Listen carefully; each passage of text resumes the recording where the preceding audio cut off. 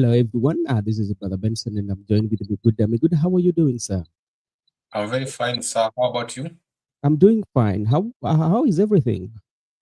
Everything is so good so far. Mhm, We are managing as a nation and we're managing politically. Things mhm. are going by our wishes. What do you mean, our wishes? There are people who have refused to board the train. They have decided to remain with the people. That's what I mean by our wish. There are leaders who have refused to join the bandwagon. They have decided to remain with the people. Today I was just watching around. I saw Wamunyoro hosted quite a good delegation of leaders. We call them the former MCAs, and there was a big delegation at Wamunyoro. Wamunyoro is busy, right? Wamnyoro is extremely busy. Yeah. It's another center of power. Yeah, I can compare Wamunyoro to Sugoi. You remember when Sugoi used to host like quite a number of leaders, Exactly. uh, Exactly. including the church leaders. Yeah, that Yeah, remember that even that guy who went there and tried to speak the Latin language. You yeah. remember that guy? Is it from Mama Bay or where? I don't know where he's coming from, but I can remember that he only spoke Latin language and he was giving he was talking about the story of David and Goliath or someone. He, that language is very terrible.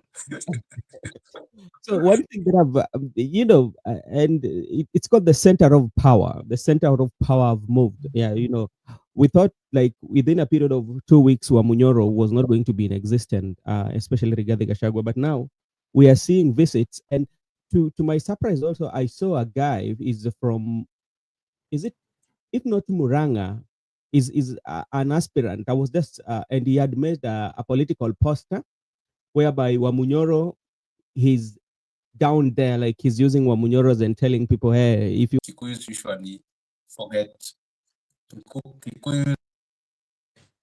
Kikuyus are done with you. They are only valuing elected leaders. But that's now the contrary. Kiku's value Wamunyoro, who is not elected. And Wamunyoro is now beating them in their game perfectly. so for how long will Wamunyoro sustain this until 2027? Because the It president. can but where the problem is now, Mhm, who will be elected or who will capture power?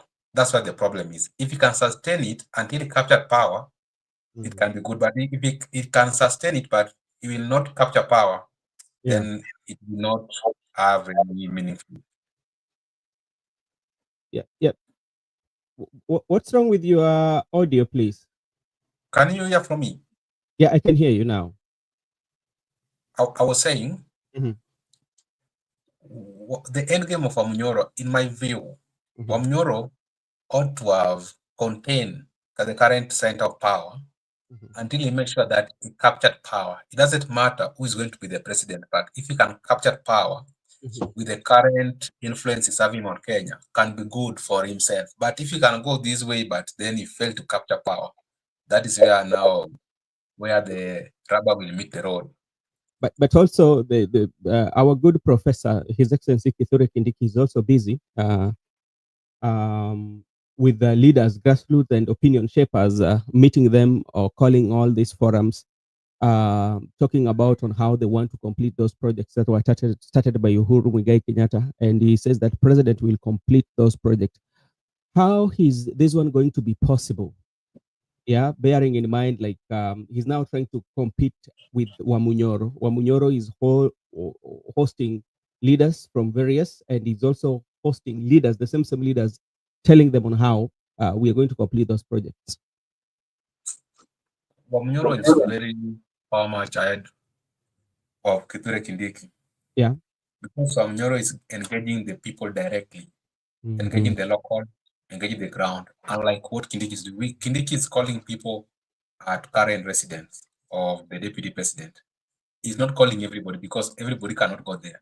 There are only Mm-hmm. some section of people who have Yeah. been selected to go and represent. But because you understand, they don't come out of current with the empty hands. They Yeah. must be given cash. People, even people cannot give cash. People can go and take cash, but the decision is vested with the people. Those people have gone there, they've just gone to take cash. Uh, Remember what in my view, even uh, if it's giving cash, but it's engaging the people locally and it's engaging even the commoners on the ground. That's why Wamunyoro is very much ahead of Kindiki when it's come to the people, the person who's controlling the masses of Mount Kenya. Wamunyoro is very much ahead. He controls that mass, unlike Kindiki, and Kindiki is trying to use. But there's also a division between elected leaders. There are some elected leaders who are aligning with the Wamunyoro, and there are some elected leaders who are with Kindiki. But what I can say is that Wamunyoro kwa hii game ako sawa. umesema kwa hii game Wamunyoro ako sawa. Hiyo ni He, vizuri. he is the right man for the game. Okay. Because now, if you can now relate what you said, that there are some people or leaders who can kill Yeah. someone's career. So Yes. look at someone like Rigby. If he was impeached and just go home like that, we could not have a leader who can bring community together. Look at how we could have lost such a leader in the country. This issue of people killing people's career is not a good culture. Yeah. Yeah, but especially when it comes to impeachment of the deputy president Wamunyoro, if the court will make pronouncement, it will take Wamunyoro long time. It will take him time to come and be part of the leadership of this country. But anyway, we before we go into the discussion of what we have today, Makobura, what kind of mic are you using? I think it check your mic. I can feel it.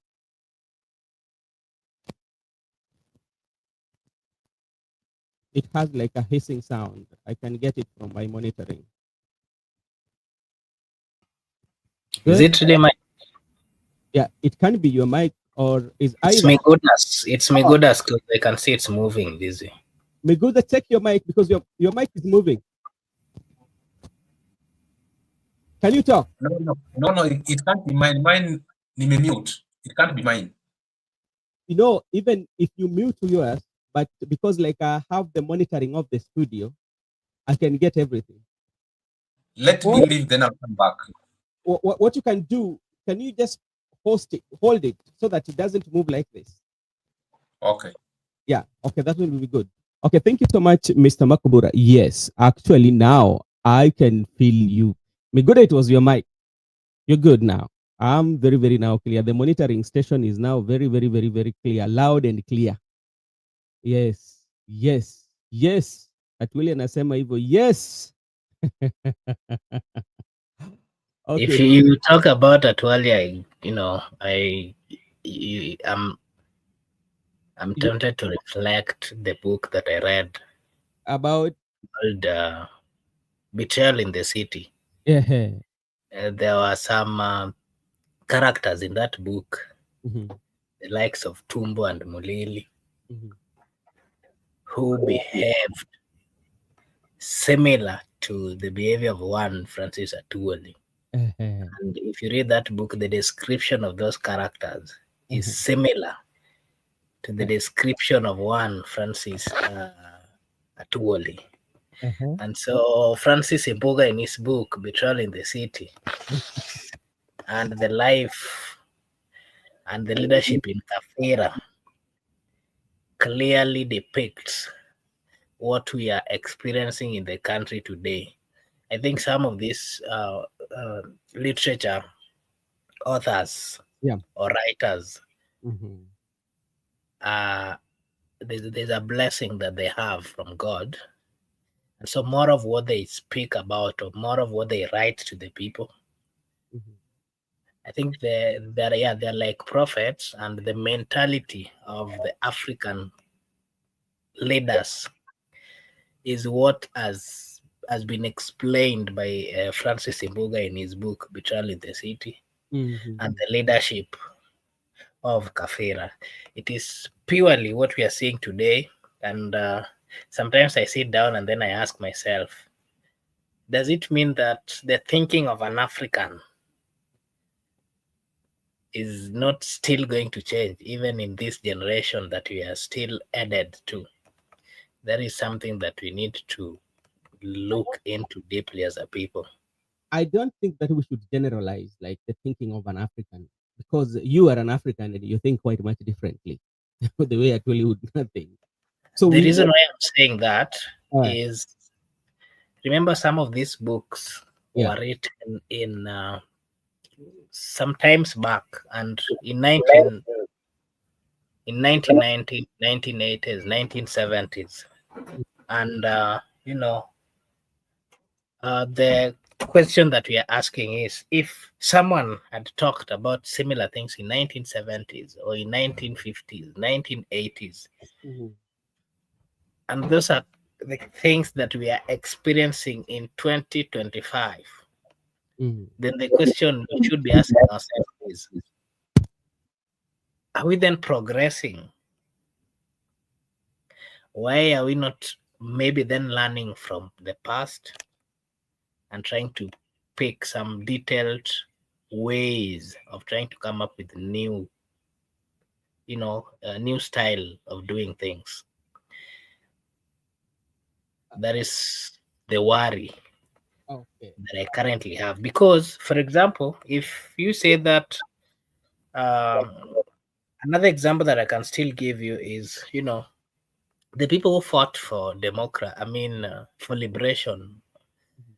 in Africa, the likes of Nelson Mandela and many more, they had this thinking that they wanted the continent of Africa to be freed, and that people would then have that liberty, that freedom to talk about their issues, to talk about their culture, to talk about you know, uh, their interest without influence from other side. And they managed to fight in union to send away the colonizers, colonizers.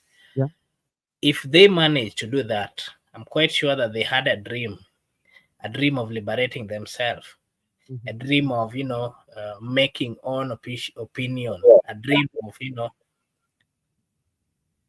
a dream of speaking about everything that is affecting them as a people, a dream of changing their lives, and that Mm. was nice. But currently, Uh-huh. we have leaders who want to now behave like the colonies, the people who colonized Africa in 1940, in 1980, and they're behaving in similar way, in the same way that the colonizers behaved. And so the question we're asking is, are we then progressing? Um, I don't know how to answer that, but like you have to remember that some of the even the constitution. Miguda is a constitutional is a student of constitution. Is a learned friend. He might help us there. There's what we call the extension of colonization, and the extension of colonization is uh, we still live, or we are still working under colonization. We've not freed ourselves as an African nations. And those who have tried to free themselves have faced it very rough. For instance, when you go back and read the story of Thomas Sankara, yeah, and how he changed the face and even changed the name of the Burkina Faso, because the Burkina Faso was not the name of that country. Thomas Sankara is the person who changed that name, and how he empowered that country economically and said that now we want to be free. What happened? He ended up being assassinated. And now we are seeing his spirit, those who still believe in his spirit, like Captain Traore, are coming out. And now he's in the leadership and he's doing the same things that uh, Thomas Sankara was doing. And for the short period he has been in power, that country, in terms of his economy, has really grown. Yeah. So which means what it what it takes any leader to identify what is good for his country, yeah, and put the needs of the people and the needs of the country at first. Then we can actualize the dreams of the country. But if we are still in the extension of colonization, whereby some decisions are not being made by us or by ourselves, then I don't think we have freed ourselves. For instance, in typical example, we I'm bringing you in, and so you can weigh before we go and discuss the issue of Edwin Sifuna and ODM. When we go to our elections and carry out our elections and we elect some leaders, especially in Africa, you can find that a leader in Africa, there is that siphoning of money, or bigger corruptions and mega corruption are happening at the expenses of the people. But you find because we were ruled by a certain, we were colonized by the certain nation, they will recognize him as a democratically elected leader. Yet, this person has stolen the resources of the country. This person is living a lavish life at the expenses of the people, but still, see, so that he was democratically elected, even the process of violating the law. Yeah. So then when it comes also to our election, we do not have sometimes a say to our election, because even our elections sometimes are being funded. We do not have money to fund those elections. So how can you have a say in an election that you don't fund? So if the people are funding are saying, okay, now what is going to happen? We want so and so to be the president. What will you do? So I think we are not still yet, that independence we are talking about, we are still not yet. The other day I was talking something about the constitutional democracy. That is what we have. But is it working for us as an African country? The constitutional democracy, is it working? Good day, you're a law student. In your view, if you view it and give it 100%, is the constitutional democracy that we have is working for us?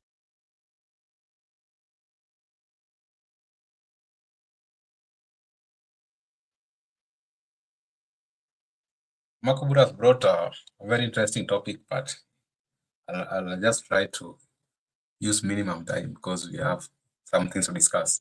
Yeah. It's a matter of a subjective topic, because what works for you doesn't work. Because you understand, even I just want to be a realist. When we went to demonstration for the finance bill, yeah, the Ruto regime told us that there is only one way to remove a president, through the ballot. And when we read the article 37, that we have a freedom to picket, demonstrate, assembly, and present authority to the relevant authority, prevent petition to the relevant authority. Yeah. We were told that that article 37 does not state that you assemble and demonstrate to remove a president. There is how you can remove a president. A president can be removed once if the president resigns, or if he dies, and lastly, through the ballot, when they say, or through impeachment. If these three cannot happen by the time he's serving as the president, you wait for election. But remember, Article 37, in your views, give you freedom to express, you can demonstrate. But people are saying that we can demonstrate to remove him from State House. But the same article has not said that you demonstrate to remove a president. Now, Ruto also was saying that we are a constitutional democracy and you cannot remove me through demonstration. If I cannot resign, if I'm not dead, if I'm not impeached, therefore wait for 2027, kuna uchaguzi ingine. See how it favors the presidency. But the people who read Article 37 selectively knows that you can demonstrate to more kwa State House. That is just a realist point of it, Makobura. But what I want to talk about is the issue of colonizers. You know, we were confused at some point as Africans. What's called post-colonization. What happened is that they let us to manage our governance structure, like leadership, but they are controlling our minerals, the neocolonization thing. Even that's what happening right now in Congo, because the current president is an African, but the people who are interested in the minerals are the West people, not even Africans. And there are just some things which were omitted at the conception of the legal system, in my view, because we as Africans, we had our laws, and we had our systems and our methods of governance before the whites came. We used to exist. We never begin to exist by the coming of the European. We were there before even they come to Africa. They came to Africa. So in my view, there was how we Africans, we were misrepresented somewhere. And they decided to make for us the legal systems and the legal method whereby there is no African customary law according to them.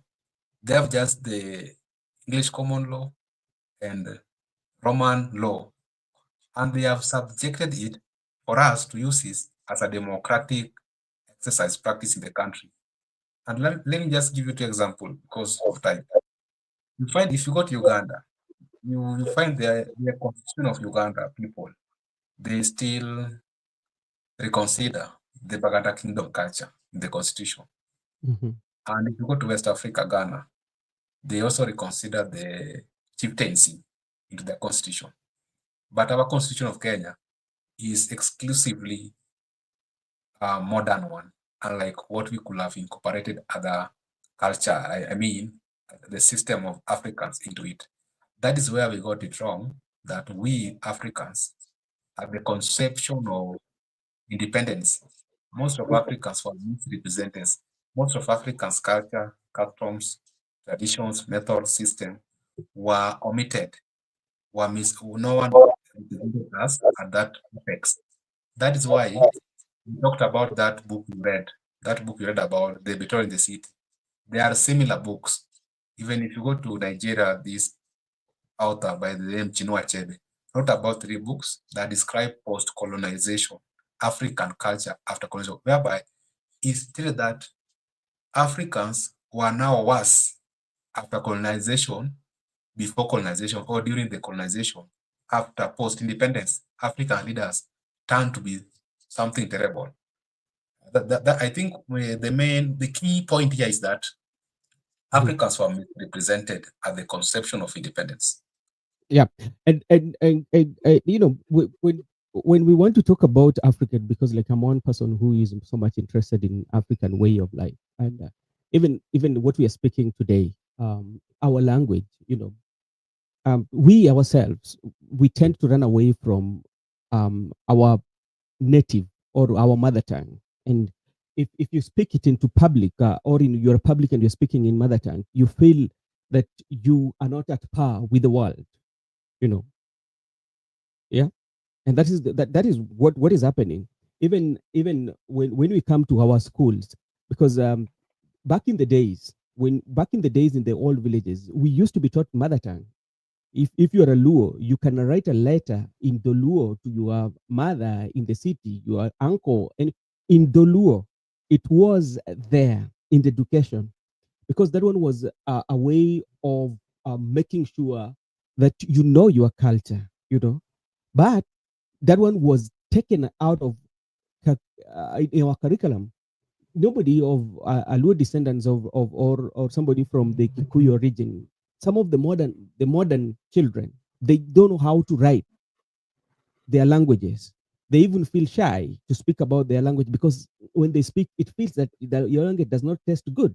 And you only go, people talk about the accent. You know, accent, when everybody has an accent. That is something that we have to agree. And always, when we told that you have an accent, you feel that you're from Africa, you don't know how to speak English. That's why they're telling you have an accent. No, that's not true. Even an American who has traveled back at home and settled in Luoland, and you're told to speak Jaluo, he will not speak Jaluo the way I do speak it. You know, he has an accent of the Luo or accent of Kiswahili. Yeah. So those are some of the things that we should be looking. The mother tongue is essential to oust colonial influence from continent, but can we really fight it? Because we were made to believe that yes, even US diaspora have an accent. Yes, yeah. So accent is not only on us Africans or any other African who is out of. You are in the diaspora, so you pick. Then he will tell you have an accent. When they come to Africa, they cannot pick our language. So that is something that we need to discuss. And again, on colonization, Makobura, even the democracy that we are talking about, the democracy that we are given, African were democratic even before colonization. Look at Africans who had the chiefdom. How are those chiefdom being elected? Because there were leadership in Africa. And how were the chiefdom being elected? They were inherited. Read the book, The River and the Source.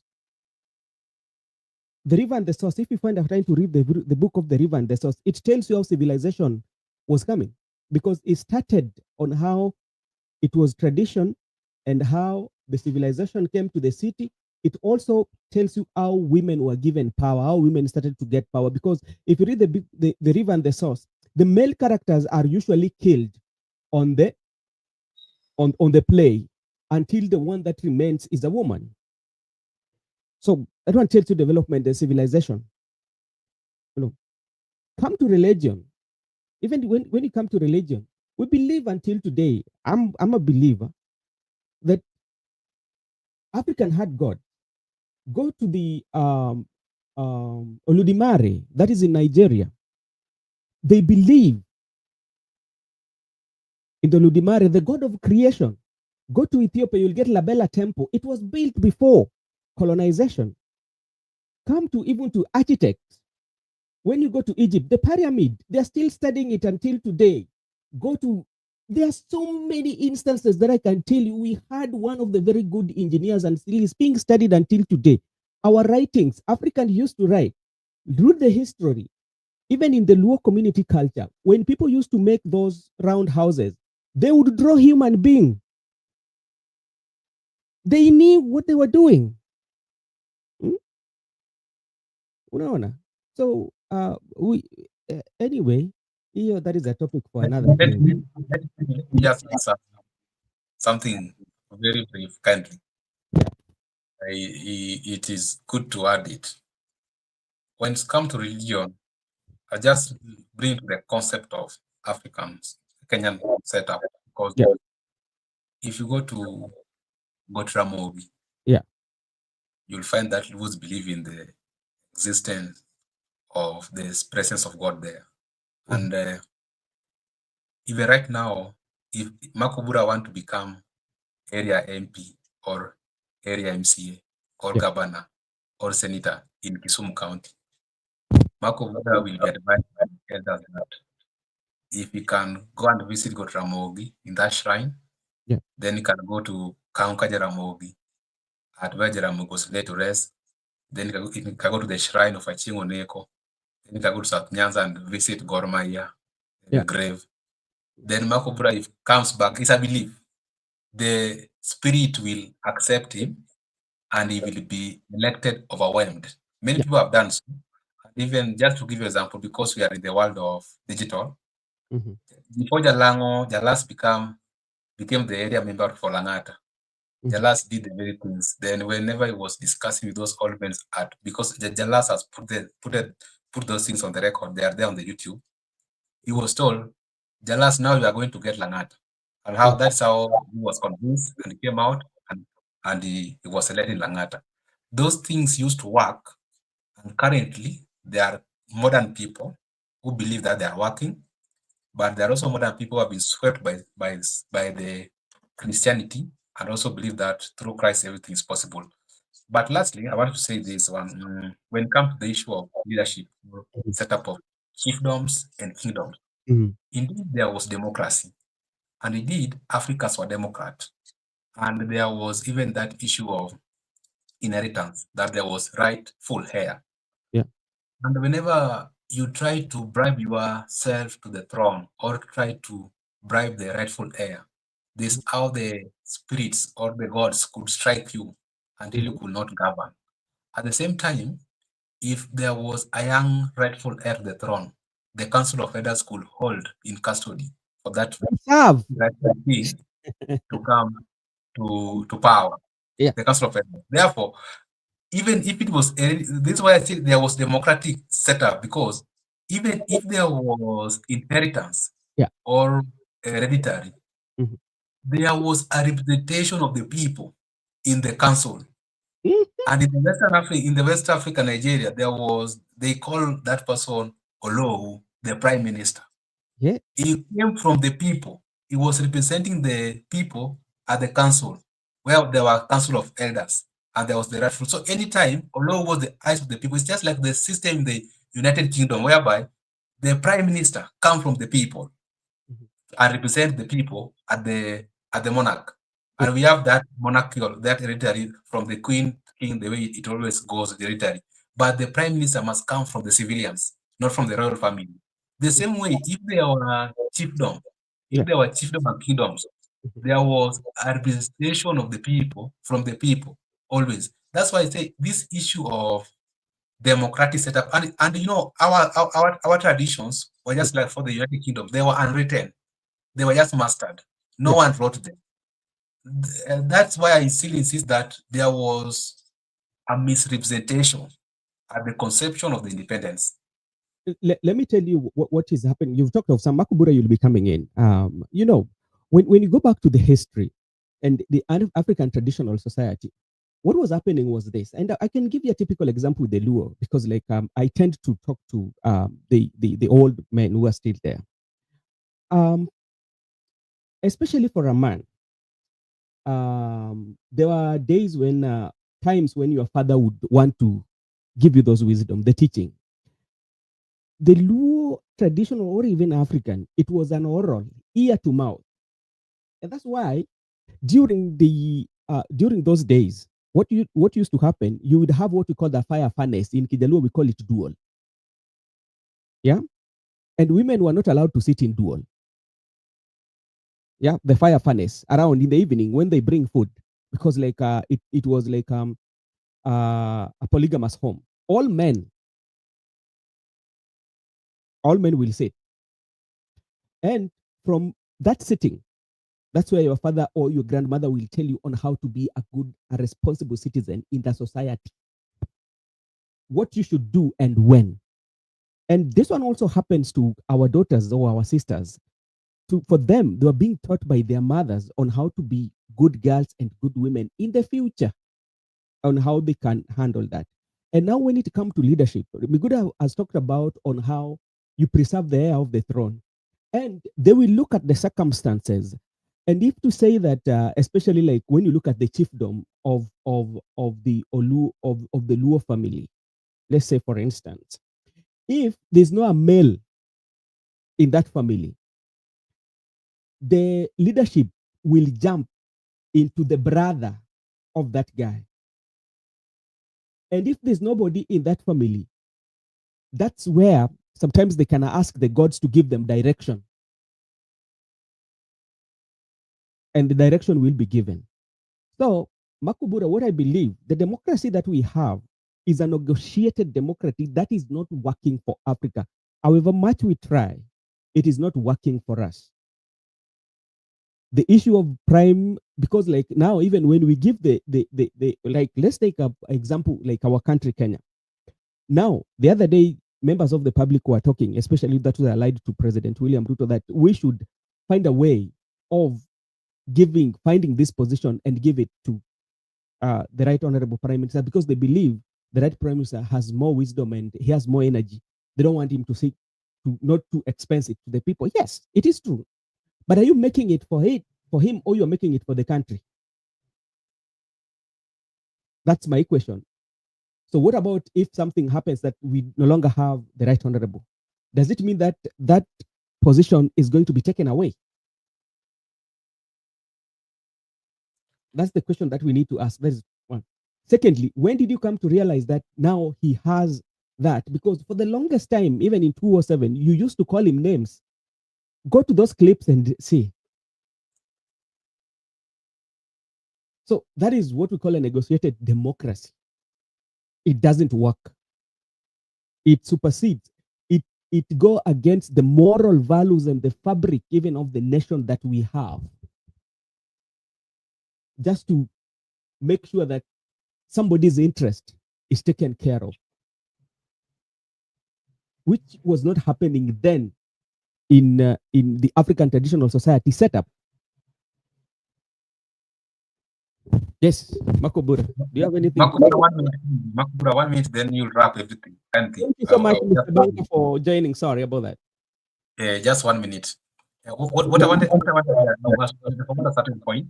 I want to say that even when it comes to the issue of justice and fairness, the African people had it, because there are some cultures or some communities whereby if anybody committed crimes, there were crimes like even capital offenses, like if you commit crimes like treason, that you are a threat to the rightful heir, or you commit murder or manslaughter, there were consequences. Some communities could bury you alive. Some people are being buried alive. That is equal to the crime you have committed. Because if you kill somebody, you can be buried alive, or some could be banished out of the communities. Like you are running out of persecution to seek a refugee. You are an asylum seeker to go to seek a refugee status from another community. We had these things. We had this justice and fairness in our setup when it comes to the even legal issues.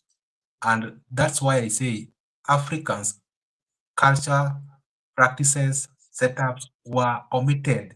They were considered primitive with the whites. And now that's a part of the problems that we are facing as a country going forward. Makubura, you can come in. Thank you so much, Mr. Miguda. Makubura.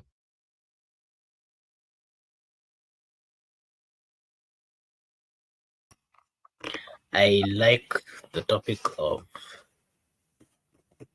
Africa and the culture of Africa. I wish we would have maintained our culture as a people. I wish we would have accepted that we are African, that we are different, we have our culture. I wish we would have preserved our culture, because if we would have preserved our culture, I believe it would have worked better. And of course, with time, we might have had some few improvements here and there. But again, we embraced a culture of the Europeans, a culture of the Westerners, and it is now with us. It has really changed so many things. It has come with so many things which are not really, which we don't even understand. Today, if we see the United States of America or the UK trying to bring anything or to work on anything or to trying to bring any law in their country, we the Africans would as well emulate or try to follow, try to make laws similar to the one in the Western countries. And the question we are asking ourselves is, those guys have their culture. We are Africans, we have our culture.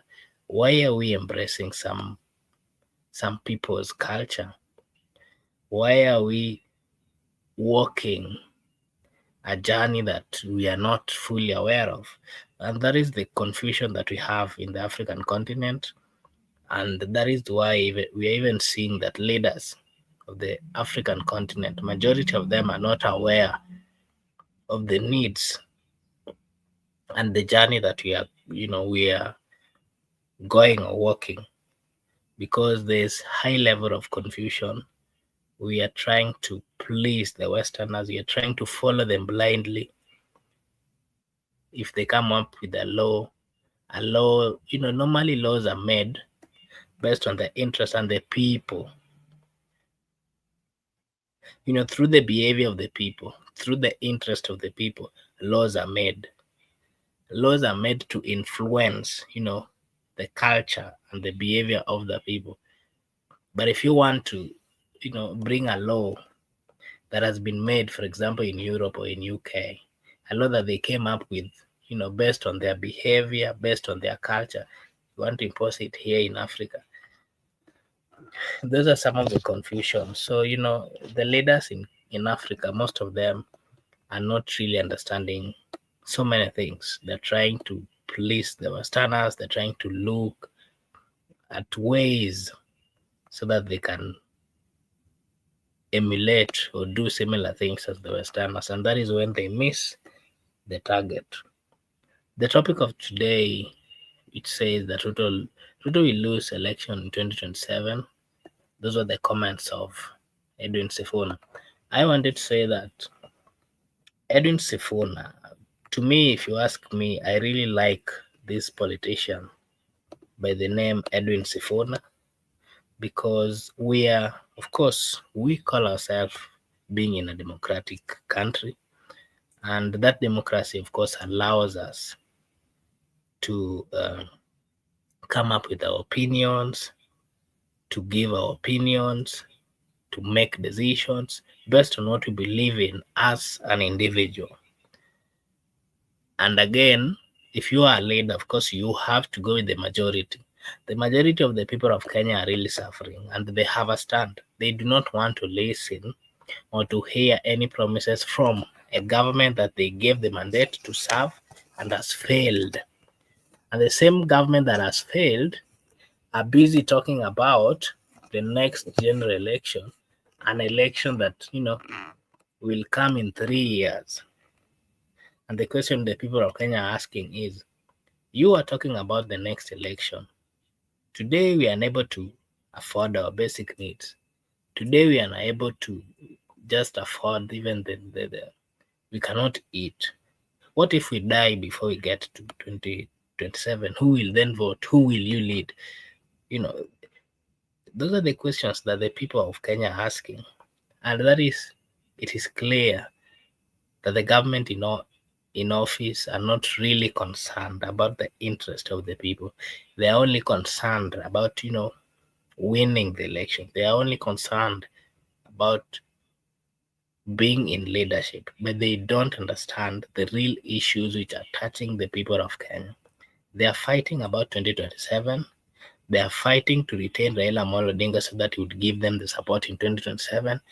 They are not fighting about bringing food on the tables of the people of Kenya. They are not fighting about, bridging the gap between the unemployed and the employed.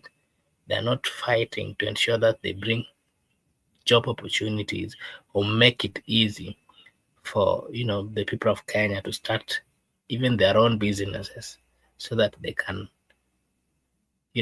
find a way of just, paying for their own bills. So the government has totally forgotten about their role, and they're doing something out. I would call them that they've gone out of order, and we need to recall them back as a people. And that is why the people of Kenya are supporting any leader who is coming out to tell the people of Kenya that, you know what, let us not talk about 2027. Let us tackle the issues which are affecting the people of Kenya today. Let us ensure that we bring the food on the table of the people of Kenya. Let us ensure that we make roads and infrastructure. We improve the infrastructure today. Let us not talk about an election that is coming in 2027, because if you don't make roads today, if you don't improve the infrastructure today, there's a possibility that a good number of citizens might not, find it easy, or might not. Some people might lose their lives in, for example, if the roads are not okay, if the government is focused about 2027, they will lose that morale of serving the people and improving their lives and everything and the economy. And so Sifuna has a good stand. Personally, I support him and the stance that he has. And I like the fact that he mentioned very well that even if Raila Amolo Odinga, his party leader, a party leader who has been seen by majority of people who say that you cannot contradict, they have come out he has come out as an individual and he's saying that even if that Raila comes out to support the president is still going to lose. And that's a good thing. That is the exact thing on the ground. That is the exact thing that the mwananchi, wale watu wa mboga, mama mboga na bodaboda, wale ambao waliambiwa hii serikali ni yao, that is what they are saying. And the leadership has to get that. Let them not take the president William Samoei Ruto and force him in our throat. We are not going to accept him, and we are not going to board that boat. What we want as a people is a government that is sorting the issues or the problems that we are currently facing as a people. Makobura, I know Miguda wants to come in, and there's some issues that I want to raise with you. You've talked about the government that is working for people, and we are in two years into this government. Do you think from now to 2027 this government will work for people? That is one. Secondly, you've talked about Edwin Sifuna pronouncements. Those are okay, even speaking of what people wants to hear. But at the same time, we are seeing a group from ODM too who are speaking differently.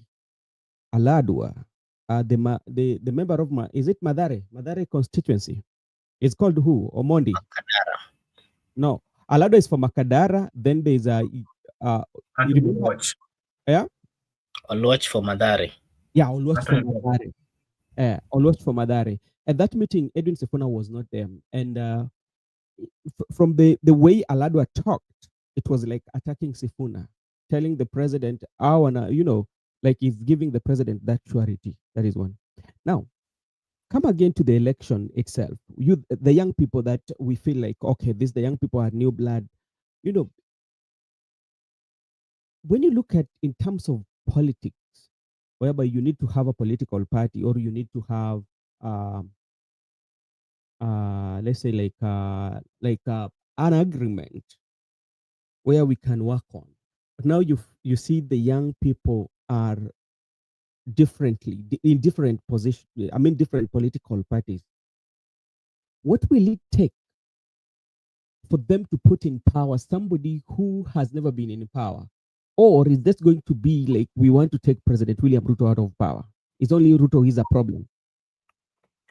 Okay, first you asked a question that is this government going to do anything in the remaining 2 years?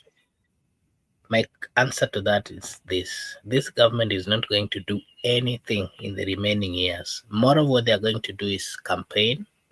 More of what they are going to do is try to impress one Raila Odinga so that they might get his attention so that he'll support them in 2027.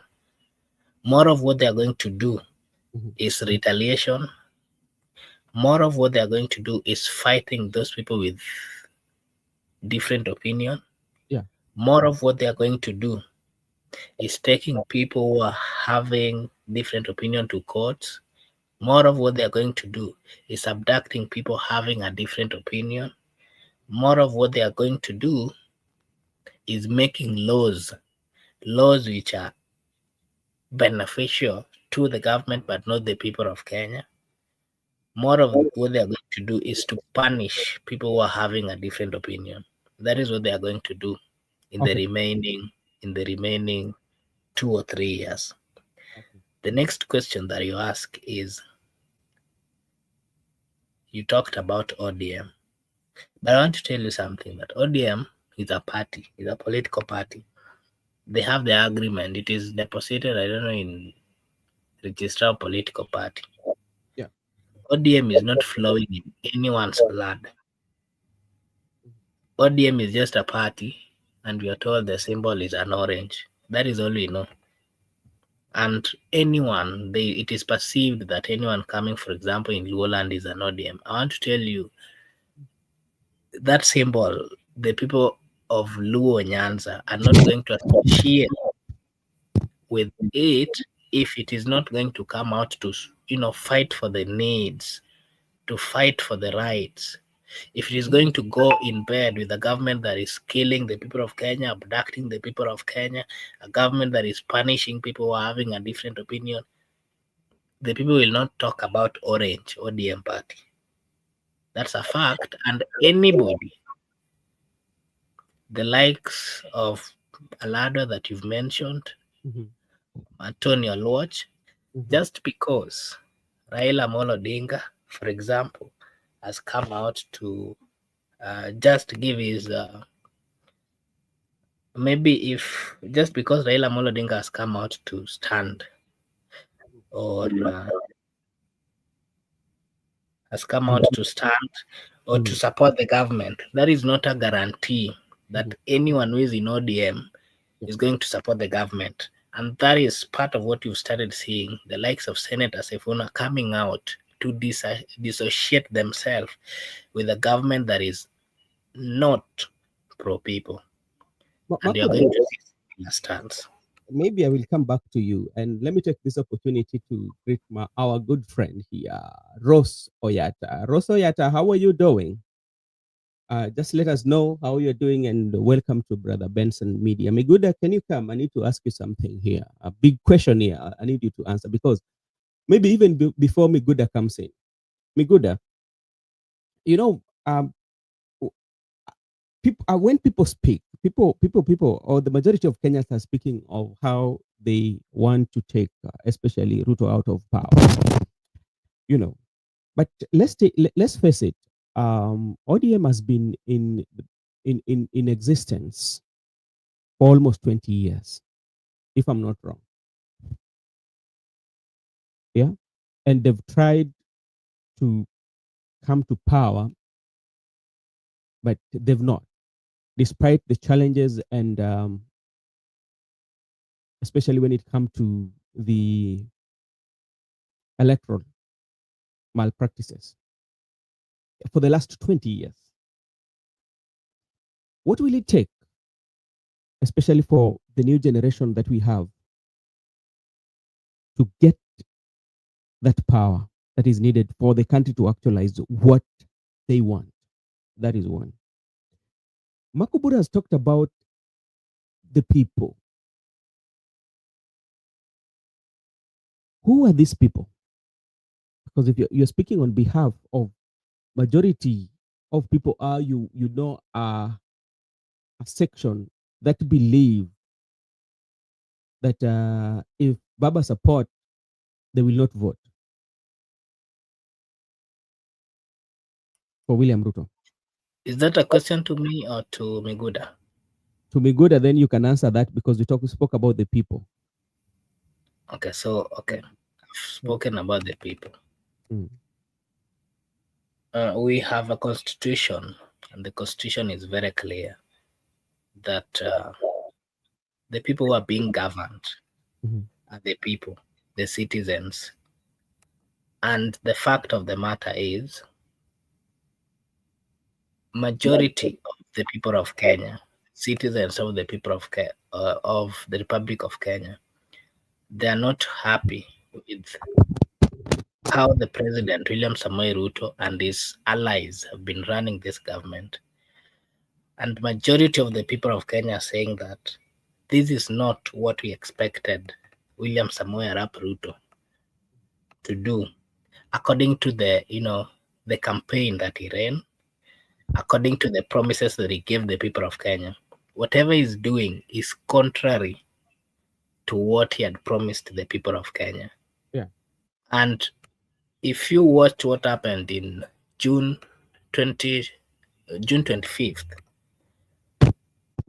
throughout the Republic of Kenya, whether northern, eastern, whether the southern, eastern, coastal, central, Nairobi, Nyanza, the people of Kenya came out to demonstrate and to confirm to the president and the people in leadership that they are not happy with how this government is being run, that the sufferings in the Republic of Kenya is a real thing, and that, or those are the people that I'm speaking on their behalf, and those are the people that I'm referring to as the people.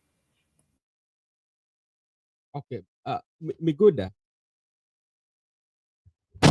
Sorry. Can you hear me?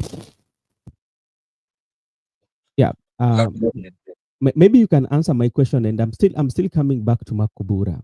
These are the Okay. people that you are referring to, and we know even yesterday in the parliament, you saw what happened on how the legislature from Rangwe, just by the president riding with Raila Odinga on that limousine. Was it a limousine or a Audi during on Saturday? Audi. Audi. That alone, you had her statement. That Audi, alone, yes. yeah, qualifies her to vote for president. Those are the people. Those are the leaders that we have. And they have people that are following them, or the people who ni wako na wafuasi wa Sugu. Then that was one of them. Secondly, there was also women rep from Migori who say that Wamunyoro should be expelled from Kenya. Yeah. And these are leaders. So my question to you, these are the people who are going to vote and they have following. How are you going to influence their base? Or Miguda can come in. Let me come in. Makubura will answer that one because you have asked a very technical question. In that question are who are the people? At the same time, which formula are we going to use as Gen Z to make sure that you get rid of this current regime out of power? Our formula is very simple, and we have agreed that if you are for us, if you're against us, we are not for you. Anybody who's against us, we are not for that person. That we are going to do it democratically. That we know those people who stood with us during the demonstration. We are going to give them their flowers during election day. We are going to elect them back. For anyone who never stood with us, I'm sorry to say this, we are not going to re-elect you, including the current president, because he never stood with us. So it's very simple. They will go home, and that's why I agree with Sifuna when he was very, very, very categorical that there is no chance for second term. That I can assure you. I can assure you.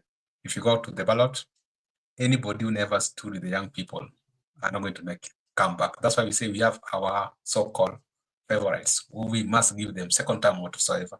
Even whether they want to be governors or senators or MPs, we'll reward them. The people who stood before bullets when JZs were being shot in parliament, those people are going to be re-elected. People like Sifuna, you cannot outlaw them. Even with independent video, there are less movements who can come back. That's our formula. It's very simple. Anybody who is supporting status quo, nyumbani. Anybody who's against status quo, atapata uongozi. That's how we are going to do it. That's a very simple formula. This issue of the people, I want to talk about it, is that it's a debate. Actually, Wilson, that's a very good question, and it's a debate.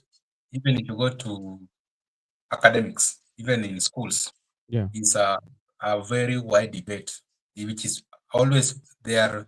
First years and second years usually have, but as you age out of school, you start to understand the context of who are the people. In my view, we tried to argue about it while I was in school, and we have some scenarios that, for instance, when we were passing the 2010 constitution, Yeah. it was passed by a certain section of the people in Kenya. But we say that we, the people, we gave ourselves this constitution. Remember, the Kalenjin nation never voted for it. So does it mean that the Kalenjin are not the people? Or those who oppose constitution are not the people? Or this constitution is only applicable to those who voted yes? So who are the people? Then we ask ourselves, whenever Raila lost elections, we usually argue that we are the people. The democracy is on trial with the people. Does it mean that the Kikuyus and Kalenjins who voted for Uhuru Kenyatta and William Ruto respectively are not the people? Those are the questions that we have been asking now. Who are the people? Who are these people we are talking about that with the people? Because even if you talk about going to election next 2027, and their average age who are mandated to vote 18 years and above, Yeah. the younger people, are they not the people? The people who do not turn out to vote, are they not the people? The people in the diaspora, are they not the people? the people who have they just have a say, the minority in that election, but they never have their way. Are they not the people? Therefore, we concluded that in any context, the representation is the ultimate people. Those people who participate in that exercise are the exclusively a representation of the people. That's why we have things like national values and principles of governance like public participation. Yeah. That we don't need to go all of us to participate publicly in Nairobi for it to be a public participation. Yeah. There are two things: the public participation and public interest. And lastly, the people can be defined in a scenario whereby if we are in a contest or whenever there is a representation like National Assembly, all of us can't go to legislate. We must give one person mandate, and we narrow it down that sovereignty of the people, the sovereignty of the constitution vests with the people. The people can apply this sovereign power directly or they can delegate it. Through delegation, it means now a representation is delegated the power of all the people. That's what it can delegate it. Therefore, I come to answer Marco Buddha's question that the people are that representation or the participant in a certain exercise to exercise their democratic right are the people. And we conclude by saying that because it's a democracy test, therefore, the majority of the people in that exercise have their way. But minority of the people in that exercise have their say and it's final. Okay, sawa. Umezungumza vizuri. Sasa kuelewa kwa Kiswahili, mimi nataka kukuleta kwa mjadala tu kwa nchi yetu ya na maviongozi wetu ambao sisi tunawajua ambao wamebobea katika siasa, ama maviongozi ambao sisi tunawajua kwamba wamekaa kwa siasa kwa muda mingi, tena maviongozi katika siasa. Kila mtu akiongea akienda maeneo yao. For instance, ukikuja Wamunyoro akiongea atasema watu wetu. That is our people in English. Sawa. Ukienda kule Nyanza, kibasa zingine kama Mheshimiwa Raila atakuwa anaongea, atasema watu wetu, Jowa. Hata wale wafuasi wake. Kwa hiyo ama vigogo, wakati wanaongea hivyo, wanaongea kulingana na mambo ambao wamesoma kwa katiba, ama wanaongea kulingana kwa sababu wanaona wanazungumzia kabila zao ama sehemu ambao wao wanatoka? Hapo ningetofautisha na yale nimesema hapo awali. Kwa nini ni tofauti? Juu ukisema watu wetu ama mtu wetu, hiyo ni tofauti na kitu Marco Bura aliuliza kwamba watu sisi kama watu na watu wetu ni tofauti. Watu ni kwa jumla. Sasa huwezi jua ni kina nani, bora ni watu wakwe, watu wenu ama si watu wenu, ni watu. But sasa ukisema si watu wetu, unaweza sasa wewe haupiganii rights za watu wote, wewe umechukua tu watu wenu. Sasa mimi sisi kama watu wa Mlima Kenya, sisi kama watu wa eneo la Bonde la Ufa, sisi kama watu wa Nyanza. Sasa hiyo ni tunasema mgawanyiko.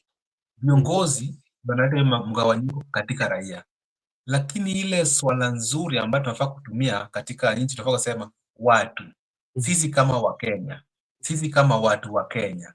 Ndio pona tunaambianga watu, kama wewe ni mwanasiasa mjanja, ukienda huko eneo la mlima, useme ati sisi watu wa mlima, ama useme ati sisi wa Kikuyu, unasema tu sisi eneo la mlima.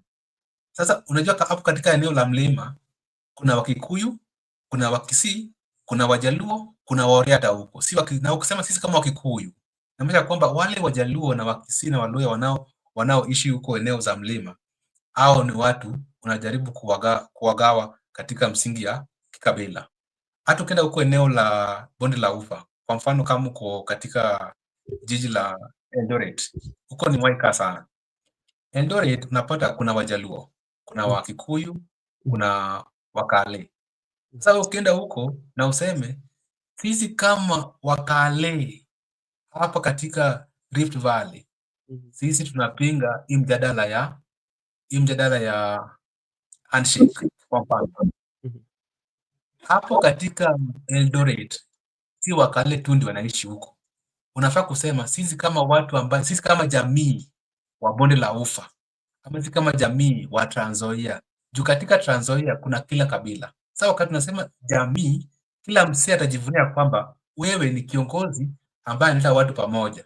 Na kama wewe ushachukua simamo la kwamba sisi kama Wajaluo, sisi kama wa Trans Nzoia, sisi kama wa Rift Valley, sisi kama Wakikuyu, sisi kama Wakale, sisi kama Waoria, hizo ni siasa hatufai kuzizungumzia nchini. Kwa nini? Kwa sababu hizo siasa zinagawa watu katika msingi za ukabila. Ndiposa tunasema ile share the link for Mr. Njiru. Njiru is here. Makubura alisema unafaa kusema the people, not the Kikuyu, not the Luo, not the Oria. We the people, sisi kama watu. Hata tulipatia Morara mawaidha ya kwamba kila saa akitokelezea katika mtandao ama akitokelezea katika mainstream media, anasema ati mimi kama Morara, ama kusema sisi kama Gen Z, sisi kama Inject Party. Hapo sasa hatutajua wewe ni mkabila gani, tutasema we the people. Hiyo ndio ningezungumzia hiyo maneno. Okay, asante sana. Makubura, okay, go ahead. Okay, thank you. I wanted to give my comments on the question that you had asked about the way forward for the young people and how they're going to, how they're going to come together to ensure that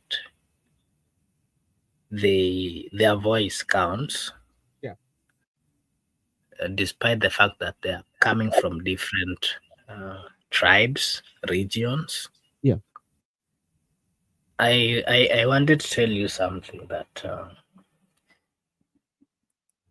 just recently, today, was it last weekend? Yeah. There's a, where was it? There's a meeting that was organized by the Gen Zs. And if you're someone who has been listening to radio, most of radio analysts were trying to give their opinions and to analyze. If it was on, when was that? Today is, was it Tuesday morning or Wednesday morning? Yeah. The likes of this journalist who is famous, Maina somebody, and is Maina Kagame. Yes, they were asking themselves in that morning show how the Gen Zs are managing to, organize for meetings and how they are consistent in, supporting each other. There was a meeting that was organized just within town by the Gen Zs, and they met, they did business together. And the question that the people are asking is, how are they able to, communicate to each other? How are they able to come together with each other? How are they able to, influence each other to, just, for example, they have got TikToks. What they do, they like that whatever their fellow Gen Zs have commented or have posted, and that's a way of supporting. If you have more likes, then automatically you'll be paid. And I wanted to tell you that the young people are still communicating, they're still together, they're still, speaking together. And I wanted to tell you that the Kenyan Gen Z, there are so many ways that they communicate. Primarily, they communicate and meet through, of course, the mobile platforms. Yeah. With a heavy reliance on social media. They use apps like the WhatsApps, the Instagrams, TikToks for daily communications. And, these platforms allows them to express themselves, to share contents, to connect around shared interests and causes. And additionally, they do organize and meet through the same platforms. And from what we've seen, they're still stuck, they're still communicating, they're still coming up with ways, to just solve the problems that they're facing as a team. And I want to tell you, through these platforms, there has been questions that how are they going to come together to ensure that come 2027, for example, if they're supposed to make a decision of electing one person, how are they going to do it? I want to tell you, this is a decision that can be made within 1 week. And I had given the explanation, if you've been following, you've ever asked this question, because these are people who are networks. These are people who, they just rally their heads together and then they come up with a solution to something, and then that is what they all do. So there's a possibility, as much as people are saying that they're not going to actively participate, I want to assure you that the Gen Zs or the young people are really going through tough times, through tough life in the Republic of Kenya. And out of that suffering that they are facing in the Republic, they are going to make the decision.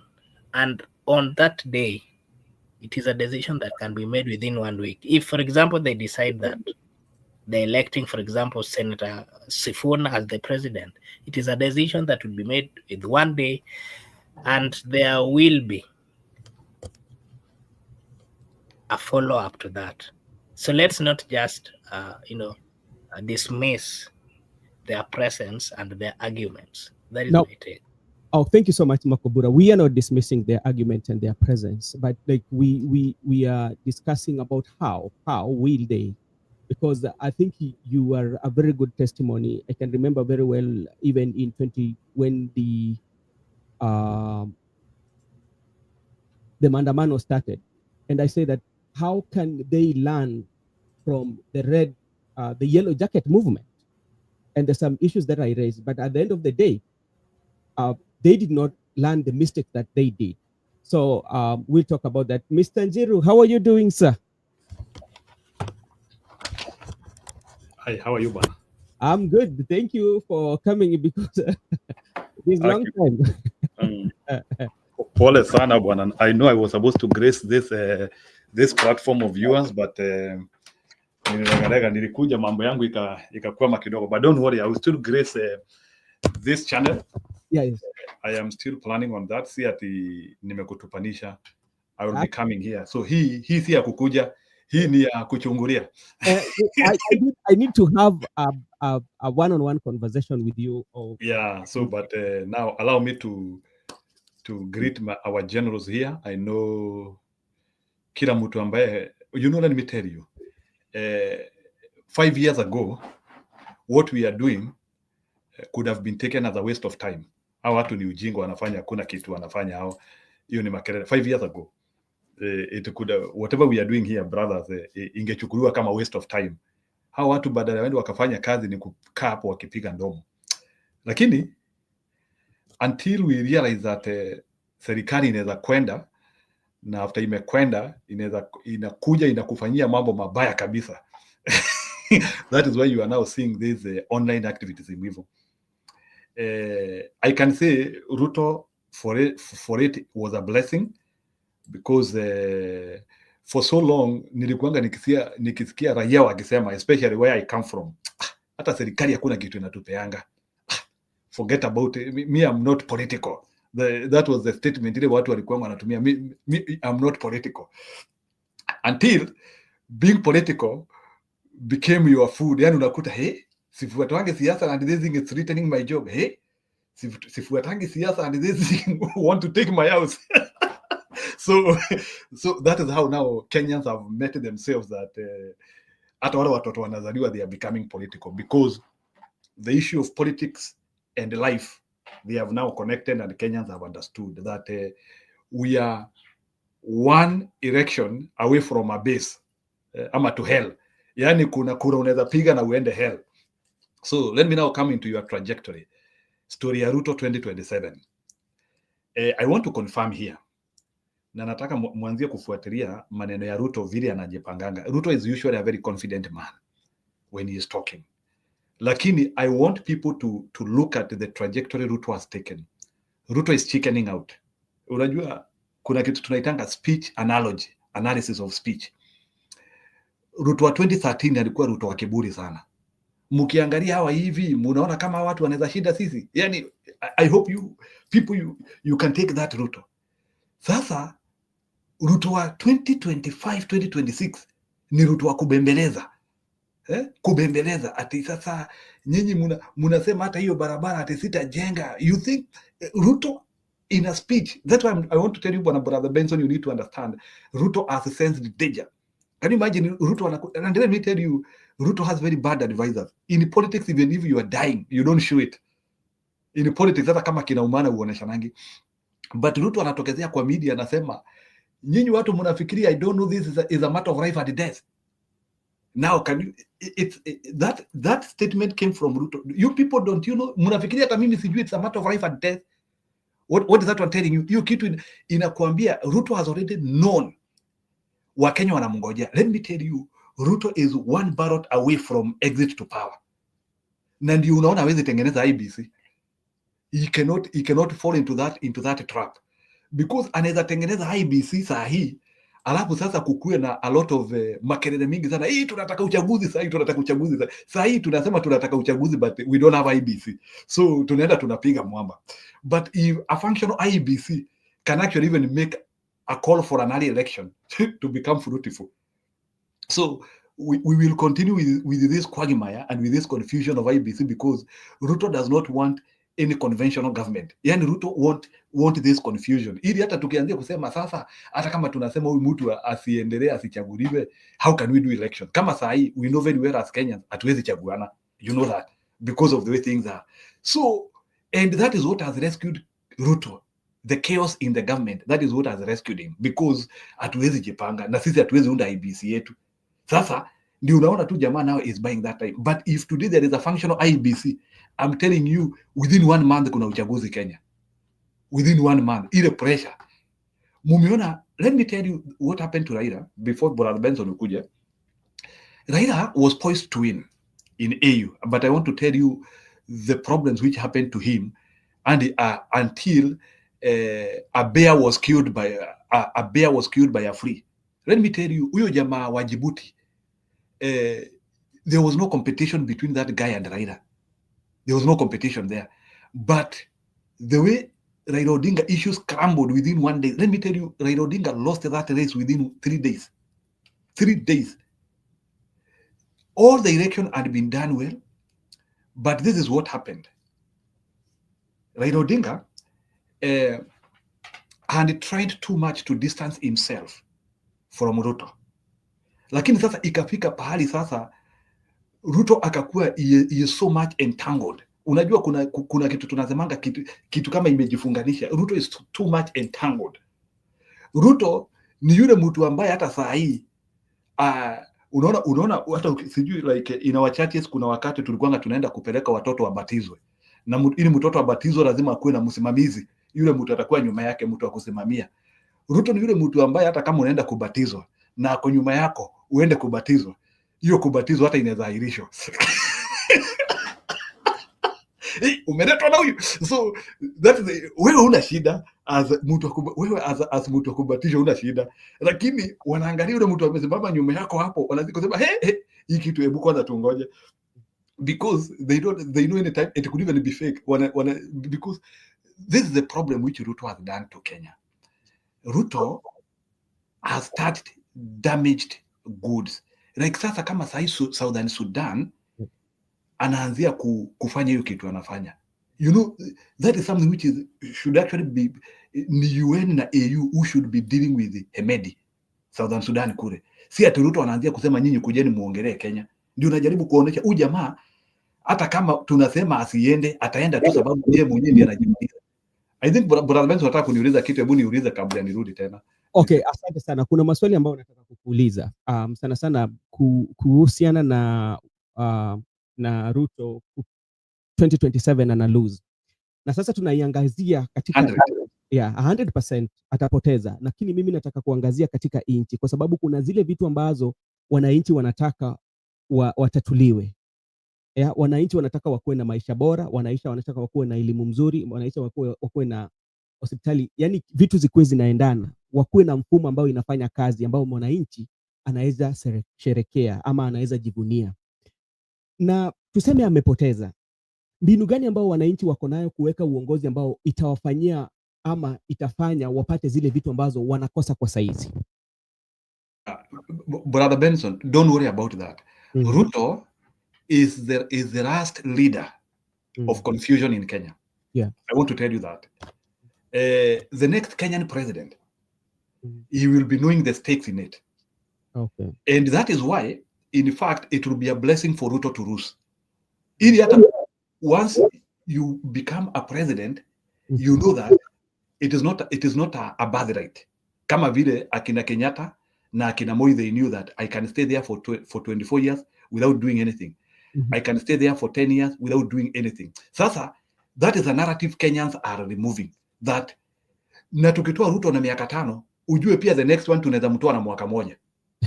Unajua inakuanga unaendaga tu inaitamba ma record unaendaga. So Kenyans are determined to break the record of 10 years. And it is very good, by the way. If we can send home Ruto by 5 years, be assured the next leader will be extremely cautious, because unajua sasa once you let me tell you how we started in Kenya before we did the constitution. Yeah. Before we did the constitution, tulikuwa tumechokeshwa na miaka 24. Yes. So Kenyans were working on reducing 24 years because Kenyans walikuwa na imagine kuna jamaa mwingine anaweza kuja atake kuongoza hiyo miaka 24. So ndio Wakenya wakaweka peg hapo 10 years. So saa hii Kenya the maximum you can do ni 10. Lakini bado hatujamaliza. So unaweza fanya 10, lakini sasa Wakenya wanataka kuweka peg nyingine. Wanataka kuweka peg hapo kwa 5. So Wakenya wanataka kufanya kitu inaitwa 5+5 for now. Ni unafanya term ya kwanza, then second term inakuwa ni bonus in reference to first term. So that is what Kenyans are working with. But Wakenya are working a story ya forget about this stupidity. Hii Ruto na Sudi wake wanakuja tukutuambia mumewahi sikia wapi ati president anafanya term moja. My friend, that thing will be proved in Kenya. That thing, let me tell you, that thing will be proved in Kenya. You can do one term. Nataka kukuambia hapa.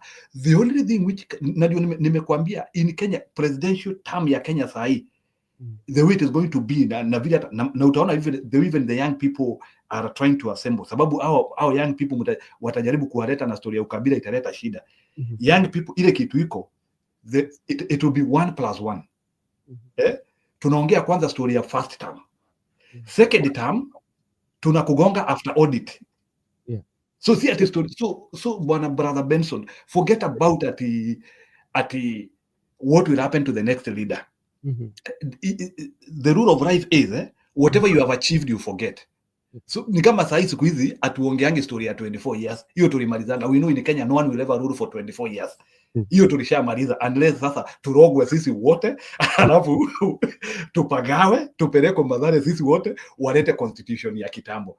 Saa hii ni 10 years. Na we want sasa hii 10 years tunataka kufupisha. Munaona hata Marekani Donald Trump alikuwa so much determined kugonga term 2. Lakini akaambiwa hapana. We need to look at you. So sasa Ruto si ati Wakenya wanataka kumwangalia. Kenyans want to use 1 minute. Kenyans want to use Ruto as a historic example. Unajua there are two things. Kuna kuanga na being taught a lesson and historic example. Being taught a lesson inamaanisha people can reconsider you. Lakini Wakenya wanataka in future wale watoto watazaliwa 50 years to come. Yeah. Wakujange wasikie kuna mtu alikuja aka-engineer abductions of Kenyans and Kenyans rallied against him na wakamtoa and he was forgotten. So usifikiria ati history ya Ruto ati anatolewa so that he can recover politically arudi tena. Ruto is being used as a historic example. We will be standing about Ruto kama vile tunasomanga story ya Hitler na Holocaust. The way like German read about him. So Ruto represent our dark past. Yeah. And Brother Benson, we need to understand that. So Ruto represent our dark past, and that is why I'm so much apologetic to somebody like Baba, that he want to entangle himself with this dark past. Unajua Ruto ako na kinyesi. I want people to understand, ako na kinyesi, ananuka. So if you get close to him too much, and let me tell you, Ruto, this is what will happen with Ruto. Any person anajishikilia na Ruto, munaisha pamoja. That is what happened. In chemistry, kuna kitu tunaitanga radioactive elements. Bwana, I want to give that analogy. Ruto is a radioactive element. Ebuenda uchukue radioactive element ni vitu kama radium na kina polonium. Take magnesium, put it close to a radioactive element. What happens to magnesium? It becomes radioactive. You understand? Yes. So Ruto is radio. So Raila akikaribia Ruto makes him to wedge out. So nataka kukuambia the story which is here is, I want to tell even Raila Odinga as you come in, yeah. I want Raila Odinga to tread very carefully. Raila Odinga has a legacy to protect. Na mimi and I'm not telling Raila Odinga to go and team up with Akina Wamunyoro and the rest. Me, I want to give Raila Odinga two options, which can, because Raila Odinga has a legacy to restore. Now he has ambitious children also. Unajua, it's a dynastic family, and the dynasties want to recover in future, or they want to come in other form. So I don't want Raila Odinga to be the person who killed Odinga's family, because he has potential to do it. Kuua hiyo familia kabisa. This is what Raila Odinga should do. In fact, Raila Odinga, instead of working with Ruto, me, I would, as an advisor or somebody who cares for him and his reputation and what he has built for over 40 years, me, I would tell Raila Odinga, remain silent, become a politician. Don't take sides. Wewe tu achana na siasa, enda. If the decision you want to do is to support Ruto, for me, I think being not affiliated is much better than supporting Ruto. Okay, that is for me. There's so many questions, because I think we've come with you for so long, and you usually know my line of thought. And as much as we might say that, because my concern has always been Kenyan people, I'm not so much a Kenyan people. But when you look at the political dynamics and how the politics usually plays, the Kenyan people have always lost in every situation. And even bringing you back to the time when the handshake between Uhuru Kenyatta and Raila Amolo Odinga, then there's now working relation between the Right Honorable Prime Minister and President William Ruto. And now you look at the situation, and I want to know your thought based on what just happened in the AU, because right now, if you're very keen enough, you would see like the tribal card has taken the center stage of the AU. People are not thinking about where did we go wrong in terms of, we are looking at some incidences of international. We've talked about some of them. You mentioned the issue of Sudan. We have the issue of M3. We have the stand that we took, especially regarding the Palestinian, the Israel. The thing that those are some of the things that costed us. But you find that when we come back to our country, we talked about it in terms of tribal, like the tribal takes the center stage. If you look right now on the internet, you will see the members from the lake and the member from the mountain. There's that exchange between them. How can we make sure that the messages that we are giving the people who are informed, that these messages reaches the people and they make informed decisions?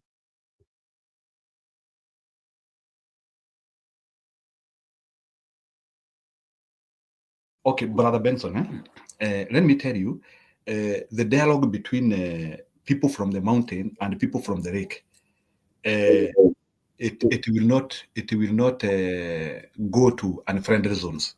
Yeah. Mulima and the lake will reason. I want to tell you, as somebody who has been in the corridors of politics for quite a long, this is what happens in politics. In politics, there are two key things which play. there is personalities and there is issues. And this is what happens. All these things which we are talking about, tribalism and thinking about this, they only play out if there is no danger. Let me tell you, this is what happens. I want to give you an analogy. Muko kwa msitu watu wawili na simba watokezee, and na simba watokezee na kisu ni moja. Do you start fighting mupokonyane kisu, ama you first of all regroup properly, munakaa muue hii simba kwanza? So in a nutshell, what I'm trying to say is this: the danger which Kenyans have is bigger than the hate between Murima and the lake. The danger are all the problems which we have. Like if we say that the problem in Kenya is between Murima and the lake, we are actually reducing this contest into a very small contest. And that is a trajectory. Personally, I have said I don't want to handle. I don't want to say watu wa Mlima wanataka hivi, watu wa lake wanataka hivi, because our issues are the same. Mtu wa Mlima anataka mtoto wake aende shule. Mtu wa lake anataka mtoto wake aende shule. We want, in other words, we want the same things. Yeah. That's the bottom line. Hakuna ati no one want different things. So politicians ndio wanakuja kutuambia we want different things. Kile mtu wa Mlima anataka ndicho kile mtu wa lake anataka. Yeah. Which is not true. So our interests are the same. The only trajectory where we are different is what our politicians are pushing. A politician in the lake could push for a different thing which a politician in Mount Kenya is pushing. But the common mwananchi, sasa sisi, let me use the coded in my language tonight, garagaria, the common mwananchi. I don't want to use the word hustler, like sisi sasa raia sasa, sisi garagaria, sisi kanda za moko sasa. Sisi wa raia, watu ya kawaida. Ile kitu tunataka is a functional government. So a low guy, if he is paying low taxes and he can afford oil, he doesn't care. He doesn't care. He doesn't care. Like it for him, it is the retro thing for him. Even in central province, let me tell you, they don't care whether Wamunyoro is in power or not. If they can buy gas at a low price, if they can afford bread, if they can educate their kids, if they can go in their hospitals. So they don't care who is at the helm. But now remember, Ruto ndiye atakuja sasa kuanzia kutuambia hawa watu wamewaongoza sana. Muachane na wao. Sasa that is the narrative. So Ruto will not come and start telling us that I have stolen. Now Ruto wants us to forget ameiba and he has contributed into misgovernance in Kenya. To sahau hiyo, then we start now talking about, because you see this is what will happen. At the end of the day, we need a coalition to win. I agree on that. We will need a coalition. Lazima watu wakuje pamoja. But that coalition has to be a coalition on issues and what you are going to do for us. So nyinyi mnakuwa tu ni kama ma agents. So sisi tunasema okay, for us to achieve, like the 202 coalition was very good. The 202 coalition, before Kibaki was nominated by Ngiru and Wamarwa, they began with issues. I hope I am old enough to explain what happened in 202. Yeah. 202, they did not come and to tell us that Kibaki, Ngiru and Wamarwa wameshikana, because that was the original coalition. They brought issues. Wakasema tunataka. It was about we want. Alafu sasa, based on all this, we feel now this coalition can be pushed by this guy who is having now a bigger constituency. Now this guy has a bigger constituency. We can support him. We bring our people. And then people started crowding the coalition. They started crowding the coalition. But the coalition did not begin with the people talking about their issues. So najaribu kusema hapa, even us, if we will win this war, it has to be simple. Yeah. Okay, Makobura, do you have a question for Mr. Njiru? And for those who are watching us, Mr. Njiru also has a channel that is talking about the issues of Kenya, and this is where we tend to give information about what is happening, and we're having a conversation towards good governance and a government that can deliver for the people of Kenya. So if you are here and you've not subscribed to Njiru Mwaura's channel, you can do so we can continue having a conversation in Njiru's channel, in my channel, and other channel that speaks of the same thing. Mr. Makubura, do you have any question for Mr. Njiru? Okay, thank you. I don't have any question, but I just wanted to, I agree fully with what Mr. Njiru is saying. And me as a youth, I think if you follow what is happening in the country, and even the reason why there is a lot of push from the youth, the only thing that is uniting the people of Kenya are the sufferings that the people of Kenya are going through. And it is also true that, you know, when you see people coming together, sometimes back we were being told that, you know, whether someone from your tribe is a president, whether your father is an MP, whether your father is a governor, it doesn't matter. It has no any influence. But, you know, we've gotten to a point where, for example, if you see what is happening in the world today, the issue of, for example, the USAID, you know, how it employed so many, through the support that was coming from that, from USAID, it was really supporting so many people in Africa. But because of politics, because of interest of politicians, of individual, it has been affected. And that clarifies the fact that as much as people do not really want to associate themselves with what is happening or participating in political matters, it is true and it is clear that if we fail to give our opinions, if we fail to get involved in making political opinions or stands, automatically in one way or another it affects us. And it is good that today most people used to say that you are not going to vote because even if we vote or we don't, there is nothing positive that we'll get.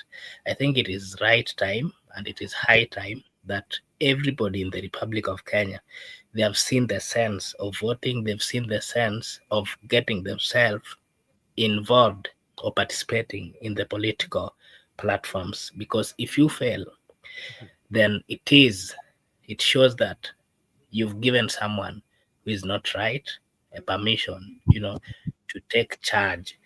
And that comes with a lot of problems. And part of it is what we are seeing currently. Okay. That Thank is you. my take. I don't know whether, Njiru, are you still there? Yeah, Nico. Okay, I want to engage you also.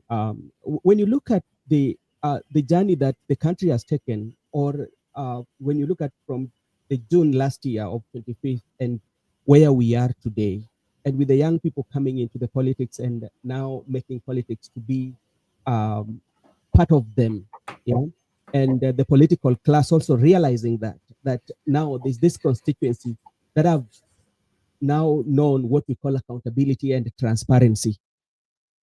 How can we maintain that momentum with the young people, especially by making sure that they go and register as voters and their energy translate into votes? Okay, let me explain to you that.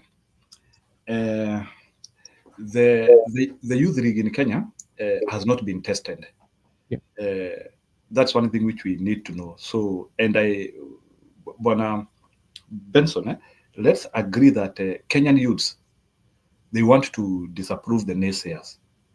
So if there will be an election which will be so much difficult to penetrate, Nihi, Kenyan youths have not been tested electrically or politically.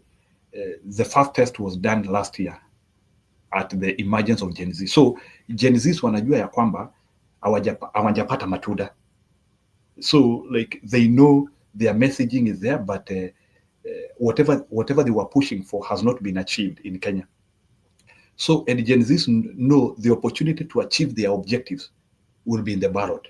So that's why one of the ways in which Gen Zs will be able to achieve the objective, they want to be the people who will decide who is the next president in Kenya. And how are they going to institute that? What will happen in the next parliament? We'll have so many young people. I want to tell you, like we have 290 constituencies. I want to promise you now, there is a possibility over 120 MPs could be Gen Zs. Over 120 MPs could be Gen Zs. I don't know how they are going to do it. I wish they can get somebody to organize them so that they can be able to finance some of them. But they have that potential. Like half of the Kenyan parliament can be them. They have that potential. So that is number one. But this is what will happen. Even if they don't want, Mr. Ruto will be going for them on sponsorship. And that is what I want us now to be a little bit careful about. Because you already see somebody like Kasamwer will be on the ballot. Yeah. You need to understand that. Or on sponsorship of somebody. You need to know that Kasamwer will be on the ballot next election. I know he will identify a constituency. Already some people have identified him as an orator. He can talk, true. So he will be on the ballot. And many other Gen Zs will be put in the ballot. Then we will also have another cadre of Gen Zs who will play on their own. Many of them will be independents. They will be saying, me, I'm here on my own. So, but what I'm trying to say is that this Gen Z wave, because it is there, it is not imaginary, by the way. Yeah, it is there. It is there. It's not an imaginary thing. It is something which, if you go and you hear how the young people are talking, they want the account, they want to participate, to manage. And in the next government, be assured that even Gen Zs will want to be in the cabinet. Out of the 24 positions, you could be shocked 5 of them are Gen Zs. So what Gen Zs are trying to do in Kenya, and I know they will want to achieve that, is like an hijack of the political system. So they have already hijacked the political system. I want you to understand that. They have hijacked the political system, and they have, I will not use the word manipulated, they have now changed the dialogue. Huh? Yeah. They have now changed the dialogue into their direction. But the biggest disadvantage we have, which Gen Zs have, is the power to be together when money is somewhere else. That is now the biggest challenge which Gen Zs will now prove. If Gen Zs will be able to stand against the Ruto money, because hiyo pesa ya Ruto italetwa, then they will be able to determine the destiny and in the days to come. So let me finish your question. This is what will happen. Gen Zs, because at the moment they don't have a capacity to be a standalone. I'm talking about in Kenya because of the way we are welded, the way our political mind is welded. Kenyan Gen Z have no capacity to, and this one is subjective. I'm not saying that I'm entirely true. These are just a subjective statement. Mrs. said I'm entirely true. Gen Zs of Kenya, they have no capacity to say they can stand alone and have their own candidate and they win. So they will not do that. And I don't see that as what Gen Zs are going to do. So what Gen Zs are going to do, Gen Zs will be a top-up. So Gen Z will be used as a deciding vote. So what Gen Zs will do, they will take a trajectory. You understand? They will take a trajectory. So they will say, sisi tunaenda pande ya Ruto, ama sisi tunaenda pande ya Ruto opposition. That is what they will do. And from there, they will have a lot of responsibility. Remember, these Gen Zs, in the digital world, they are 100%. Let me tell you, the reason why Ruto is scared of these Gen Zs, for you to steal an election, you need them. I want brothers to understand this. Yeah. For you to steal an election, you need them. These are people who can these are people with the capacity. Si ati nawasifu sana. Unajua kuna mtu aliniambia na wewe unasifu wa Gen Z sana. So si ati nawasifu. But remember, these Gen Zs are the ones who are, many of them are having cameras. These are the people who will be in the polling station immediately to kura imehesabiwa, au ndio watakuwa natutumia ma images. Images ya vile kura imepigwa. So they are all, if you want to win an election, you need to dismantle them. You need to dismantle them because these are the people who provide evidence. This is the group which even Raila was missing. If Raila was having this Gen Z yote pamoja, wangemletea hata roli ya serious evidence, si ile roli tulikuwa tunapeleka tunaambiwa ni hot air. So ndio najaribu kukuambia sasa, hawa Gen Z sasa in terms of and that's why I'm telling you, for you to steal an election, you cannot work without them. They are the software engineers. Many of they are the software engineers. They are the hackers. They are the what ndio kila kitu hapo. So in other words, this group, it has so much damage it can do to you if they are not for you. So leave alone story ya kukupigia kura. Story ya kupiga kura, that is a positive contribution to you. But these people, they wanaka hydraulic acid. Let me use the right word. These Gen Zs. Hydraulic acid ikiwa kwa tumbo, it has two positive things. Kuna inaua masumu na at the same time kuna vitu inafanya kwa tumbo. So Gen Zs it's a double-edged sword. Na ndio unaona the reason why actually Raila Odinga lost in AU. Are you aware that there were so many emails which were sent to almost all presidents? Yes. And those people were trying to castigate the relationship between Ruto and Raila, and talking about the murder cases which have been happening to Kenya. Are you aware that part of the reason why the diplomacy core of Raila Odinga became complex was because that information was being gotten raw from Kenya? And they tried to punch, it was impossible, because now Kenyans were giving details outside. And even right now, that's why even a place like in Kenya is not a place even where you need to even engineer genocide, because evidence yako itatu. Now we are beyond 2007, atili ambayo watu walikuwa wanauawa na hakuna evidence. Bwana brother Benson, saa hii Kenya, saa hii hata ukiamua kuua watu, utakamatwa wewe mwenyewe. There will be videos somewhere about you. So ndio najaribu kuambia, Ruto presidency happened the wrong time, where he cannot be able to rescue himself because they are very bad people hapo nje. I want to tell you, by the way, Gen Zs wako na power mbaya sana. Sijui kama let me tell you, whatever Gen Zs did in June 25, ile 2024, whatever Gen Zs did in June 25 is something very small. Those people can do 100 times more than what they did in June 2025. And what you don't wish for these people to do is to assemble and they have one accord.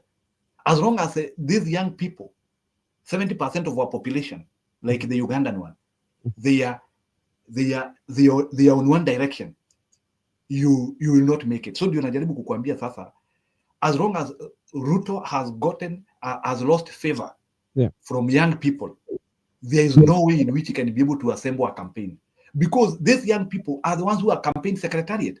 Akina Itumbi walitafutwa lini? Itumbi started when he was a Gen Z. Hii mambo huyu Itumbi sasa sahi he has become stale. Itumbi is nothing. Akina Itumbi akina Sakaja, when were they, wakati walikuwa na Sakaja ndiye alianzia na TNA kama mnajua, as a young man akiwa pale University of Nairobi.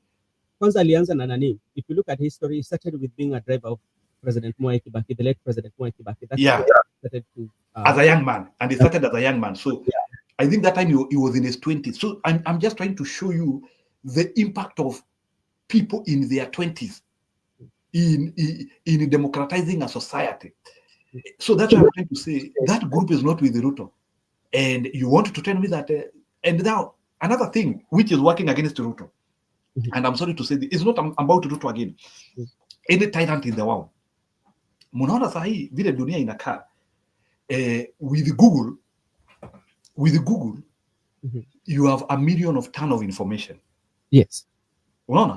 Whether you have gone to school or not, mbona tu unajua kusoma Kizungu, you can understand Chinese politics, you can understand American politics. So sahi siku hizi Gen Zs are aware of Russian politics, North Korean politics.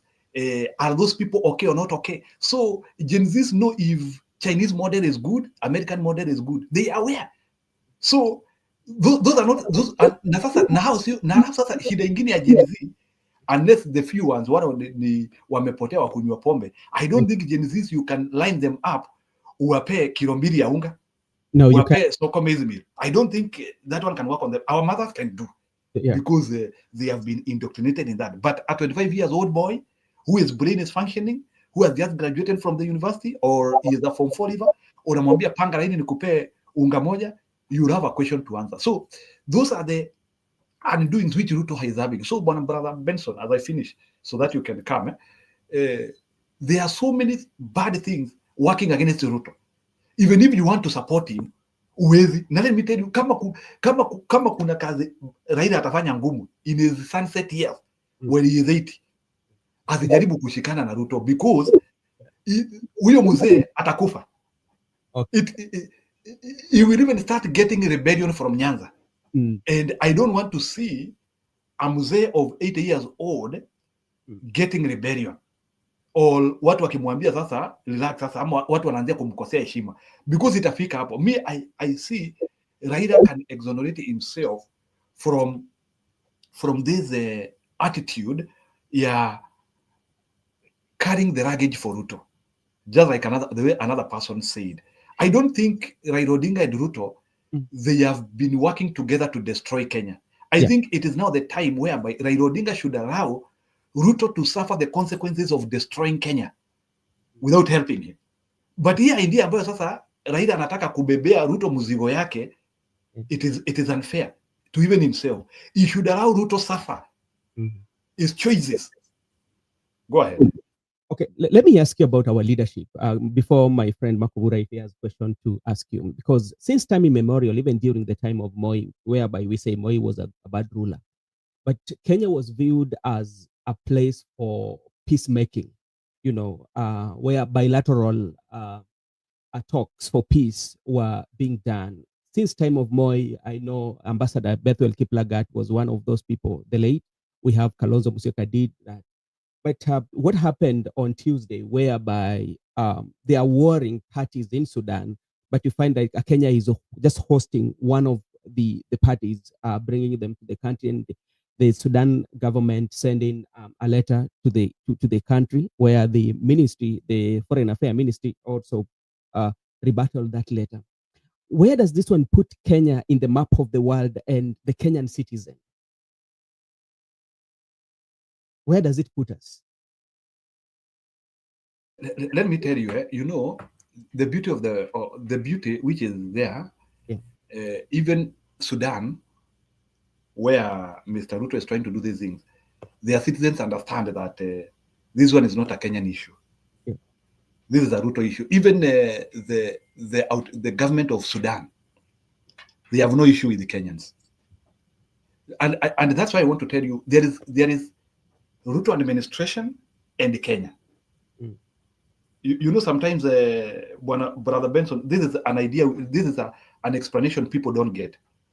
There is difference between Ruto administration, that's why you hear Trump administration, Biden administration. Biden administration and America are two different things. That's why you can remove Biden, you bring Trump, but America remains. So a country is a constant. A country is a constant. But an administration is a moving target. You understand? Yeah. So Sudanese understand Kenyans have no issue. Kenyans want peace for them. Hatukuitwa Kamukunji tukasema ati the fighting people wakuja kuongelea Kenya. That was purely Ruto's decision with his cronies for his own benefit. Hata nasikia kuna mabiashara anafanya na huko with those guys. I'm hearing they I think import or export oil together. So Ruto na hao watu hao wanajeshi wakubwa, they do business together. So those are business partners trying to help each other. So you need to understand. So Brother Ben, this is Ruto trying to help his corrupt friends using the Kenyan territory. Which is illegal. So Sudan understands that. Sudan cannot harm Kenya because of that, but it puts us at a point of risk. And the next Kenyan president will have to do proper normalization of ties with Sudan. The next president will have to go and remand that, and we tell him that was Ruto's position. It was not Kenyan position. Okay. It's only that the Kenyan opposition doesn't have a spine. if we had a serious opposition in Kenya, like the way I see in the West, the Kenyan opposition could have come out and said, we disassociate ourselves. That's what you do. We disassociate ourselves with what Ruto administration did yesterday. So what Ruto did yesterday, it is not Kenya. Yeah. I want us to understand that. It is not Kenya. That is Ruto administration. And I want people to start understanding that a president's orders is not that always they are taken as biblical truth. Not all the time. Yeah. They have to be interrogated and they have to be looked. So because whatever he did is not a popular, is not something which any Kenyan will support. Even Sudanese know that it is not Kenya which did that. It is just Ruto, because there is something he wants to push. So we should not be worried about that. But if it continues with many other countries, it could become risky, and even we start risking Kenyans living in those countries. If Ruto kazi yake ni kuanzia kuguza Sudan, anaguza Congo, anaguza wapi, we will now even start endangering our people wherever they are. On that, it is a risk. Yeah, so it's a risk to Kenyan people too. Yeah, it's a risk. You should not be doing that. But somebody should stop him. Somebody in Kenya should be sounding that alarm. Somebody with power in Kenya should be sounding that alarm and denouncing. We are not for that. In the West, I always see people doing all the time, standing against the president when the president is doing the wrong thing. In Kenya, we have refused to have. I think even Wamunyoro or whoever thinks that he can fight Ruto, they needed to give a statement against that. Yeah, but now let's also come to Wamunyoro, and we know how Wamunyoro, is the name Wamunyoro right now is a big name in Kenyan politics, and he has also a power center in Wamunyoro now, and it likened to that of Kabarnet Gardens. We have Sugoi. You remember those time when Ruto was running for president, and now seemingly that Wamunyoro is speaking the language that people want to hear. But do you think with the language that he's speaking, the people wants to hear, does it carry with it the solution of the country? Let me tell you, Wamunyoro is just a message carrier. Yeah. In the world of software, maybe I will let me explain you that. In the world of software, we have nodes. You have a node, and you have connectors. So Wamunyoro at the time, because of his problems, because you remember that he was ousted. You see, first of all, let's understand that to some extent, Wamunyoro is on a revenge mission. We cannot remove that one entirely on him. Ni kama hata wewe sasa Bwana Benson unifanyie vibaya, hata mimi najitoa nasema sasa I have to attack. And then you need to know that the conference of Wamunyoro revenge is meeting with the Kenyan angers. Ni kama ile sasa ni kama ile umekimbia sababu ya njaa, alafu uende ukute mtu ameshika mkate pale. So you don't even start asking that person, what is your name? So you don't start asking that. So what I'm trying to say is that Wamunyoro has a lot to do in terms of character shaping, and that is why it is still difficult for him to muzzle a presidential campaign on himself. He cannot do it, and I don't think he can manage to do that. But as a guiding point, he seems to be as a center of power. As a center of power, like somebody who's just enjoying de facto power. Like we call them generals. He is like a general. He is enjoying that power, and he will influence the direction. But we have also to be careful of one thing, that Wamunyoro does not hijack our issues, and then he guides us in the wrong direction. He has also capacity to do that, because once a man has power, he can decide to use that power in his own selfish nature. So that one I don't rule out of him. But for now, with the understanding of the thing that Wamunyoro is talking from the agreement, the verbal agreements, because they didn't have a written agreement with Ruto. Wamunyoro is fighting Ruto because Ruto refused to honor the agreement they had. And the agreement was about how he was supposed to help shareholders. Let me put that, because that was the Wamunyoro, Gachagua and Ruto agreement was about shareholders. Kuna kitu ingine.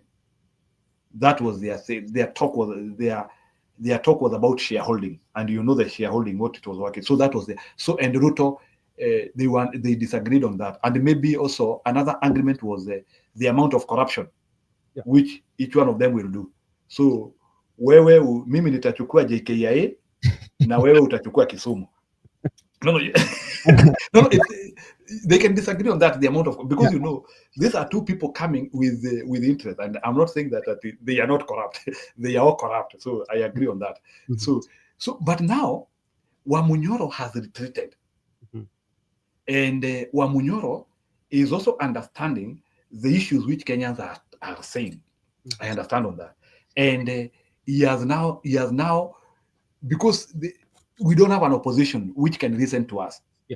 I want people to understand that the opposition entangled itself with the government. So now Wamunyoro became now that person, a crying shoulder. Let me talk that. So you come, it's like Bwana Benson, namusikia nikipeana hizi analogy. Jamaa nini, msichana achwa na jamaa. Brutally, ile mnajuanga ile ya simu haichukuliwi sijui nini, ile yani sudden end. Najua mnajuanga zile relationships zinakuanga na sudden end. Na wasichana msisikilize. So what happens? That lady usually is devastated. Initially she is devastated. What happens? Then finally kunatokezea jamaa kwa hapo, anamwambia usijali, mtu mwingine atatapatikana, that guy is an idiot, hakuna vile yako, he is even useless. You never even knew even this guy was an idiot. So now this girl starts to resurrect. and you are resuscitated, you know. So unaanzia sasa kupata moyo. Now that is shareholders for you. Sasa shareholders walikuwa wamepigwa ngumi na Ruto vibaya sana. Sasa mama boda sijui nini boda yule mama mboga walikuwa wamepigwa ngumi wakaangushwa chini na Ruto akachana na wao. The only thing they ate was the hasra fadile 500 walisema watalipa juu ya machungu. Sasa tukikuja hapo kabla hujamaliza, you've talked something about agreement, yeah? But when it comes to agreement in the Kenyan politics, it's not something that is very new and not being honored. And if I bring you back to history, there was that agreement between Raila Odinga and Jaramogi Oginga Odinga. That was there. It was not, Raila Odinga and President Mwai Kibaki. It was not honored.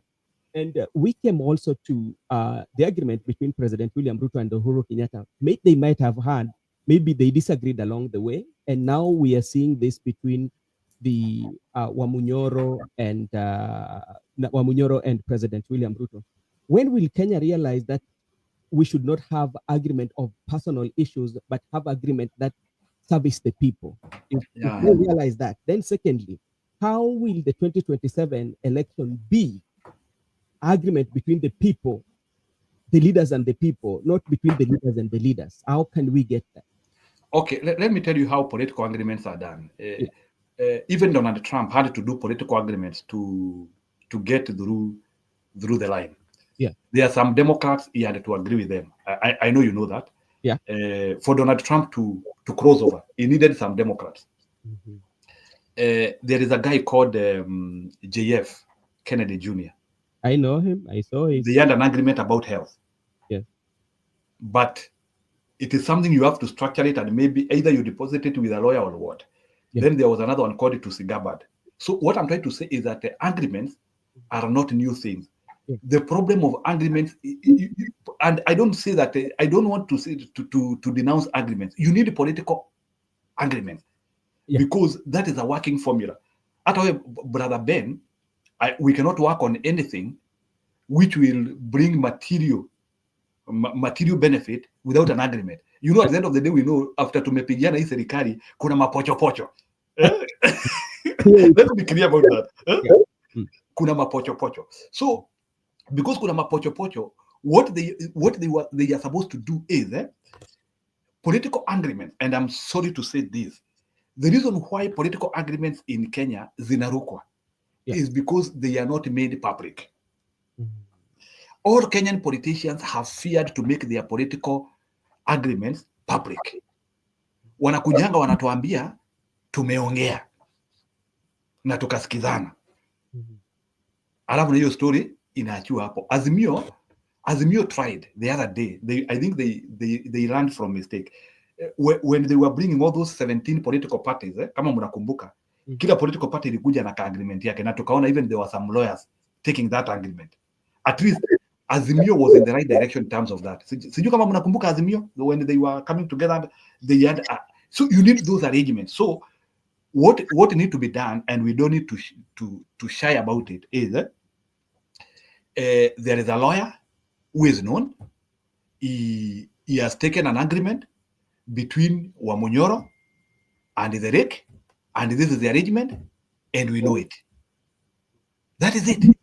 That's how political deals are done. But the moment political deals, munakuja munaanzia kusema ati let it be a secret, it will never work. Those are the same things which happened to Museveni and Besigye. Museveni and Besigye, they used to have very serious political deals and political agreements. Lakini mmoja aliachwa kwa mataa. Until now one is in the cell fighting for his life. And they associated together. Let me tell you, Bwana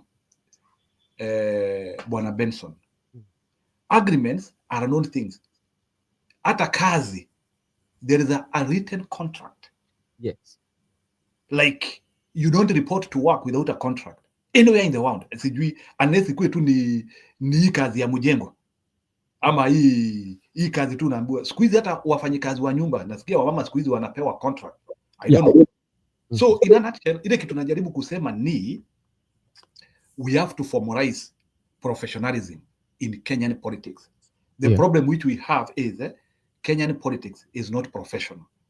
Okay. It's like a child play. Ni kama ni watoto wanacheza, wewe tushikane tu. Kama sasa ukiangalia hiyo agreement ya Ruto na Gachagua, that is stupidity. Ati wewe kuja tu tutajulia mbele. Tutajulia mbele. When millions arrive, tutajulia mbele. Those things don't work. So what there is, let people enter into arrangements knowing that what is their stake. I know we association by tribes will still be there. Yeah, it will be there. I don't denounce that because we come from different regions. But let tribe A and tribe B agree and honor each other. Kama tumesema tutawapea 3 CSs and 10 PSs, honor that. Okay. That's simple.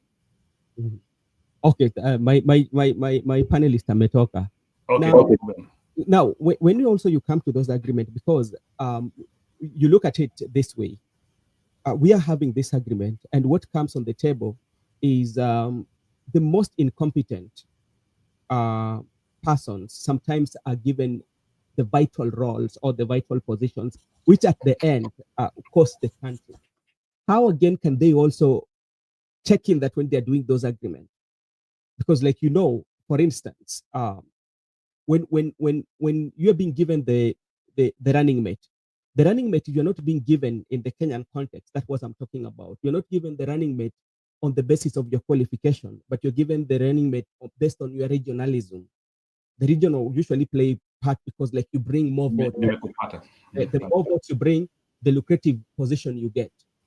You see, Bwana Brother Ben, how comes wakati Ruto ako na shida sana, he is able to hold a town hall. Every time Ruto has a big problem in Kenya, he holds a town hall where he comes to discuss. This is what happens for any political arrangement. Wamunyoro want to work with the Nyanza. Hold a town hall with the Nyanza people. Hold a town hall with the Nyanza people, a public town hall, get their views.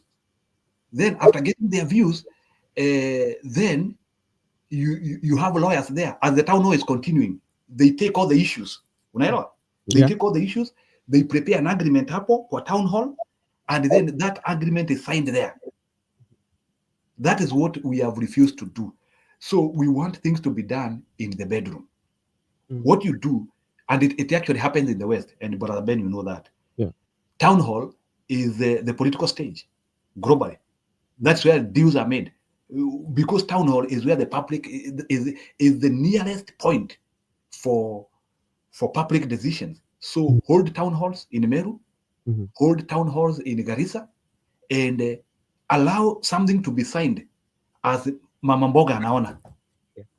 Lakini historia vitu ati unataka kubeba Mama Mboga upeleke Nairobi, alafu and you are pretending that one doesn't work. So what I'm trying to say, unaona hii kitu tuliintroduce ilikuwa inaitwa public participation. Why are we not introducing even public participation in such things? Like now if Wamunyoro and Nyanza or Western, they feel they want to work together, why are they not doing a public participation? Because I don't think watu wa Nyanza initially hiyo idea ilikuwa yao. Initially ni idea ya Gachagua na Raila. I'm giving an example. Raila na Gachagua ndio wamepanga kufanya pamoja, but how will, so saa zingine Raila anakuwa forced to agree with what Gachagua and Raila have said because wameshikana, instead ya vitu kuanzia chini, and then now we now tell these people what they need to go and do. That is the missing link in Kenya, Bwana Brother Ben. So what we are supposed to do is let's allow Kenyans discuss any political association they want. So hivi tuanze, so then politicians tu wakuja tu wakwetu ni kama they like the binding glue. They are like the binding glue. So with that we can do it and we can succeed. But do you think the population of Kenya understands what you are saying? Because majority times, 100% is the people who usually make decisions and give directions are the leaders.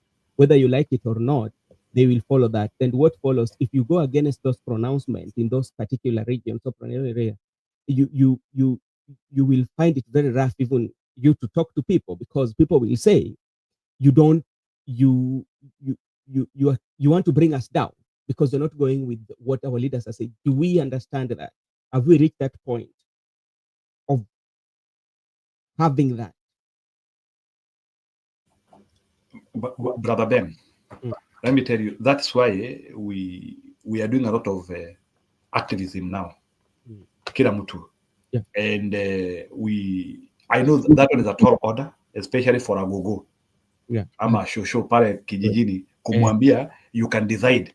Yeah. I know like Agogo in Nyanza, we'll always be saying tunangojea Raila aseme. True. I know Agogo pale Nyanza, that's what he's saying.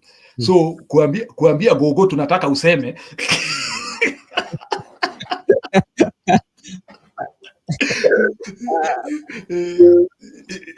she cannot understand what I mean, but now we want to tell them that ni nyinyi museme, and that was the reason why we tried to build a constitution which could a little bit empower the citizens and bring power to the citizens. So, but Kenyan politicians have refused to guide Kenyans on the power they have. They have just shown them that. Do you know that, Brother Benson, if Kenyans were really shown how they need to exercise power, even these governors of us could be very humble. We could be putting them to task and even asking them questions. Like Sasa, like we could be like, let me ask you a question. Do you know of any governor in Kenya who has been put to task by a court of public opinion to explain the spendings for 1 year? No. Hata ukijaribu kusema you want, but do you know that even being questioned, like, I'm not talking about kuelezea kile amefanya. I'm talking about he is having a session paper of the money he has received. Maybe like Embu County, they have been given 5-6 billion, or Kisumu, they have been given 10 billion. He is there trying to say, out of this 10 billion, this is what we have done, this is what we have done. And then he is put to question. And then the guy is explaining to us, that project is this one, that project. I have not seen it. And do you know that is what is supposed to be done? I want you, like, there's a reason why I'm referring to the West, and look at when like some of these governors are being interviewed, you see how detailed some of those interviews are. Look at 60 minutes. So, and that is how actually through that you are even able to see if this guy can be able to hold that. Just like some of them were putting like Newsom into a lot of issues when kulikuwa na ile moto ya California. He had to explain a lot. So like they were not talking about fire, they were talking about how do you do funding, how do you do what, like there were so many things. So ile kitu najaribu kusema when it comes to empowering Kenyans, it has begun with Ruto, whereby watu wanamwambia tutaki kukusikiliza, hata maendeleo hatutaki. Like in Embu, people are saying that, governor was saying yesterday, maendeleo itaenda mkicheza. Watu wakasema we don't care. Now it has begun. It has begun. Now raia shajua ya kwamba I don't need to be sweet talked. So in 2027, I cannot say that it will happen 80%, but 50% of population could be needed to be engaged. And let me tell you, the Kenyan presidential debate, kama tutakuwa nayo, presidential debate ya 2027 will be more real. Although we know in the debate they come to lie, I don't deny. They might even accept to come to the debate. That is something that is there. But I want to tell you, the amount of exposure and the amount of discussion which Kenyans want to put people into town, and I wish they can allow a debate in form of a town hall. I don't want a debate whereby it is the news anchor. I don't want Trevor Obija to be the guy who is asking the question. I want questions to be coming from regular Kenyans.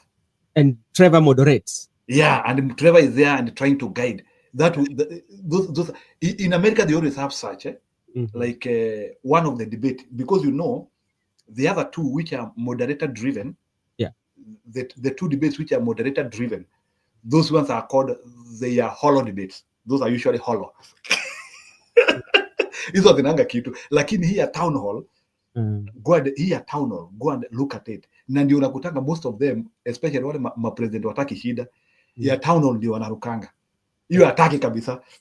Because ya town hall utaletewa swali na raia. Na unajua raia achezangi. Yes, that is true. Yeah. So, Njiru, and maybe if to get your view, especially you've talked about putting governors into check or accountability for governors.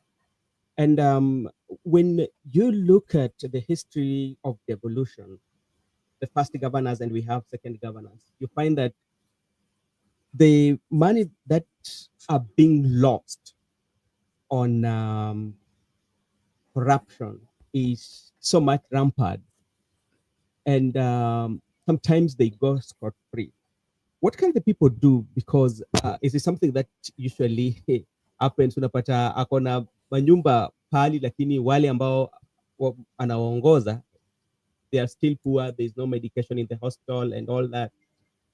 What can we do about that? Especially the locals. Forget about the national politics. Now we come to locals, because all this is affecting us. Yeah, you know what we have refused to do is Kenyan citizen has refused to petition any corrupt person. What we are supposed to do is Kenyans, if Kenyans were out there and they were saying that we need so and so to be investigated. Unajua sasa, hebu sasa kama sasa nikuulize, who said Waititu to be investigated? The idea of Waititu being investigated came from where? Did it come from the people, no? So ndio nasema, so kitu ya kwanza, Kenyans do not own that process. So if that process, if it was Kenyans, so that's the beginning point. Tukue sasa sisi ndio tunaulizwa, who do you think is corrupt and needs to be investigated, and we float our names, and then we have a very serious judiciary and a president who is ready to, it can work. So the problem is that all investigation in Kenya are government initiated because of the data. Ukionekana tu story yako na Ruto, hutaki maneno ya Ruto at that time, unaanzia kukujiwa. You understand? Like all investigations zote za Kenya, they are not people centered. Ni kuna pahali mulikosana na president. Even during Kibaki, as long as you are part as, meaning that ukikaa vizuri na rais na unatuibia, you are good. You understand? So that's why nakwambia hii fight yetu ya corruption si practical. Not practical. It is not practical because it is coming from authorities which are not trustworthy. So ndio najaribu kusema, if we have to fight corruption, the whole concept has to be people-centered and people-driven. It has to be that way, whereby raia wenyewe ndio wanasema. But let me tell you, Brother Benson, maybe, do you know that raia wanajua mwizi? Yeah, they know. Do you know that citizens know thieves in the country? Yeah. We have refused to engage citizens, and the citizens can actually deal with these thieves. Okay, there's we have a visitor here. Hello, Mr. Blue. Nasikia kama nasikia poa hapa hivi, nasikia niaje Njiru, niaje Brother Benson, Iwan, sijui kama nasikia. You have crack on your nini? Ni pande yangu ama yako? Ni pande yako. Okay, let me check. I think mine nilikuwa nasikiza Njiru vizuri. Okay, go ahead. Nasikia nimetia ingine. Nasikia hapo. Njiru nasikia. Bado kuna crack kidogo, lakini utaongea. Niko na mute nani? Okay, let me mute mine. Nasikia hapo. Nasikia. Bado iko na crack kidogo. Acha nione. Sidhani saidia yangu, but hebu nione. Check your internet. Internet yangu iko poa. Okay. Unanisikia? Nakusikia sasa baba. Bado na crack.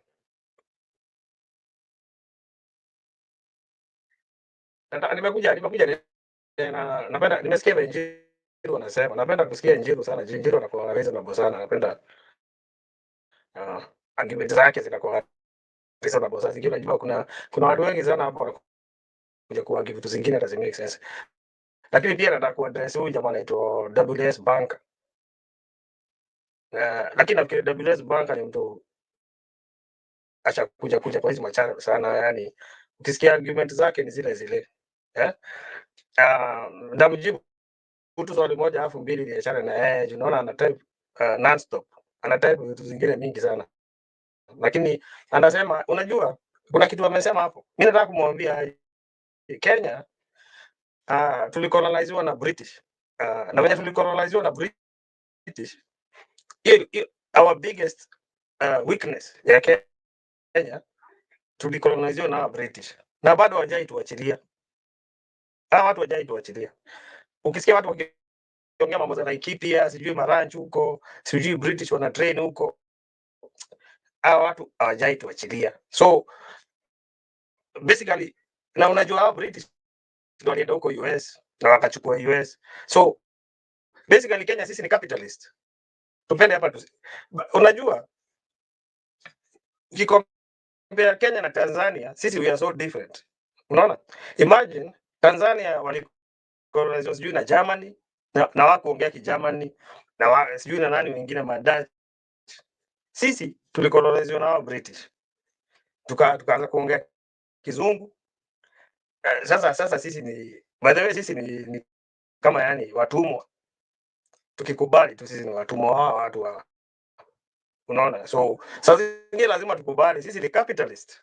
Unajua capitalist system ni pesa. Na ndio unaona Kenya kila saa pesa iko mbele sana. Capitalism system haijaligi nani ana pesa. Unaona?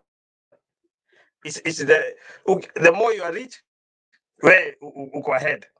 The more you are rich, the better. Unashika hivyo Brother Benson. Capitalism system inakuteach to stay ahead of the others. Ni kama competition. The moment tutaamka siku moja tu realize hiyo kitu inatufail, tutasaidika. But as long as kila mtu anajitafutia shamba, sijui nini, nitafuta pesa, sijui nikuwe mdosi, we are living in a capitalistic system kama ile ya America. Accept tu. Hatuna choice. Unaona? Na unaona saa hizi watu wanapigana Kongo, sijui wapi Somali. Unajua kwa nini watu wanapigana? Juu unaona Mimi sijaiona nchi very successful kama Tanzania. Tanzania wali accept socialism. So Tanzania ni socialism kama ile ya Russia na huko. Yaani eti ujamaa. Nyerere alikuwa anawaambia yeye mkae pamoja kama jamii moja, shida yako ni yangu. Kama uko na shida unikujie. Unaona? Hiyo kitu ilimaliza ukabila Tanzania. Kenya tunajaribu kumaliza ukabila na politics. Tunajaribu kumaliza sana ukabila na politics. Ime succeed kwa ground. Yaani kwa vijiji, kumtaani huko. Lakini hapa juu kwa politics, kwa politicians hatujaweza kumaliza hiyo kabila. Unaona? Politicians ndio wako tribal. Unacheki? Lakini tumetumia nini? Unaona kama American system kuna watu wengi, watu wa Amerika wametoka nchi mingi sana, wengine kila nchi zote za dunia wako Amerika. Na wameweza kumaliza tribalism juu ya capitalism. Sisi hatujaweza. So Kenya is a growing country. We are still growing. Na mimi naona, I mean, kama tuta embrace capitalism forever, tutakuja maliza nini?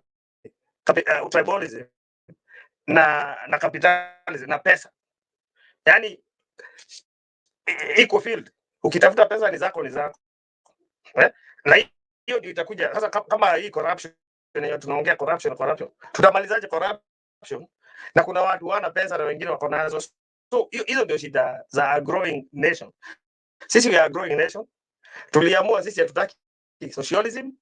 Na socialism haiwezi work Kenya obviously. Already tumeenda 65 years na ama over 60 years na capitalism. Sasa Kenya utaintroduceaje socialism Kenya? Wenye Russia unajua Russia kama hii BRICS. Mimi sijui wewe Benson na Jiro mnaocheki kitu inaitwa BRICS. Hii BRICS. By the way, itakuwa very powerful juu 43% of all the countries in the world wameingia BRICS. Brazil, Russia, South Africa, Ethiopia. Sasa hii kitu wazee, mimi sijui kwa nini Ruto ongea hii maneno. Ruto anafaa kuwa anajua hata Tanzania, hata Kenya tuliinvitiwa tukakataa. Hata Tanzania waliinvitiwa. BRICS ni kucounter America. Unashika? Mimi sijui mnaona aje, naona West Bank bado anaongea, lakini nakwambia Kenya is a capitalistic society. Whether we like it or not, hatuwezi change zaidi. Okay, asante sana. Unaweza mute? Acha ni mute. Okay, Mr. Njiru. Okay, asante sana kwa kuongelea hayo mambo ya tuseme, you've talked about, you know, we are capitalistic. We call it the capital money economy as compared to socialism.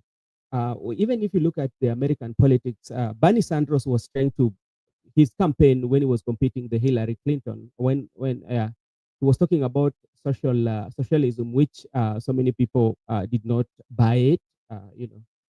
But you know, you spoke about Tanzania. You know, one thing that Nyerere did, if you follow the history of Julius Kambarage Nyerere with the Tanzania, Nyerere alileta ujamaa. Now, one thing that he did was like each and every time he would address the nation and talking to people about the importance of Tanzania, ujamaa, you know, like how it is important for us to be as one. If you look at Tanzania, they have so many tribes as compared to us, you know, but every time, including even the opposition, they first of all recognize Tanzania, yeah, na wasalimu katika Jamhuri ya Muungano wa Tanzania, yeah, then watasalimia Wakristo, wasalimie Waislamu, yeah. So kwa salamu zao utangulizi inakuwa ni nchi, na ni tofauti na sisi kama Wakenya. Sisi Wakenya vitu ambazo zinatangulia katika sisi ni ya watu wetu, kabila yetu ndio kwanza inatangulia kwa nchi yetu ya Kenya, you know. So bado tuko mbali, na kubaliana na wewe, we are still very very far to actualize that Kenyan dream, you know, because our politicians, their interest usually overrides that of the country. Until that time, But- we will realize So, that the country is brother, Yeah. wacha ni cut short. I'm sorry ni cut short. Wacha nikwambia kwa nini Kenya kuna hii shida ya tribalism. Na unajua mashida zetu zote zina foundation. If along we can try to find hiyo shida. Hiyo shida iko.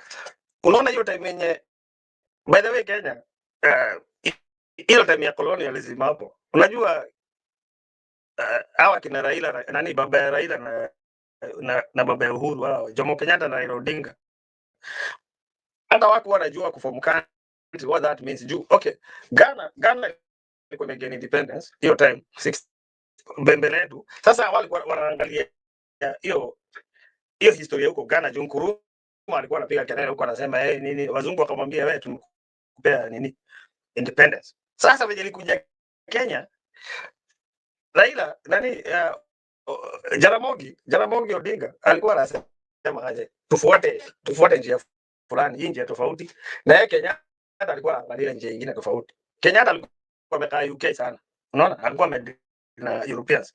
Na yeye Jaramogi alikuwa anaangalia Kenya ni kama, by the way, Jaramogi alikuwa na Kenya kama socialist country, unaona, unacheck. So hiyo time kulikuwa na hiyo argument, kulikuwa na argument alafu kulikuwa na watu walikuwa msituni, walikuwa sasa wanapigana hii mambo ya maumau.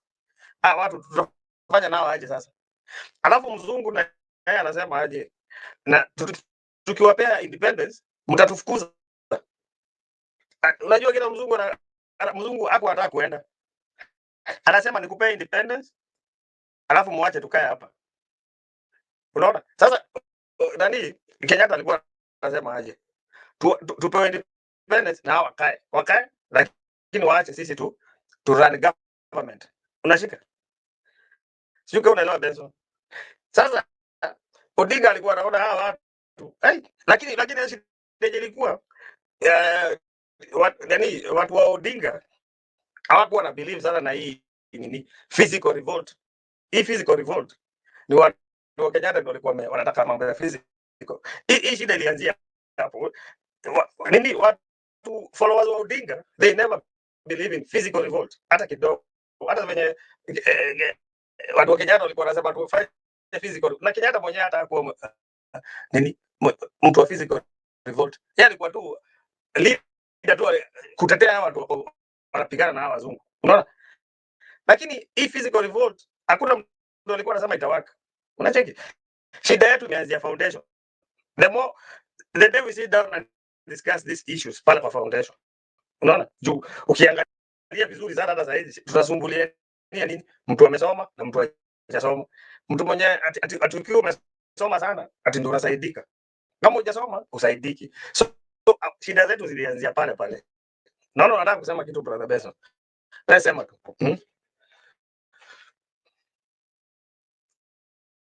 with you, but I think right now, this generation, I think they're not so much into the tribalism, apart from the leadership, the leaders that we have. But the problem, let me tell you, the problem that Kenya has, that's how I believe, or maybe Zero can dispute that. The problem that we have as a country is not even the people of Kenya. The problem that we have are the people that are running our leadership. Yeah. Those are where the problem is, because there are some of the I might say that there are some words that they use to carry the emotions of the people, because we have to agree that that's what we call attachment, family attachment. Everybody is attached. And for instance, I'm from the lake.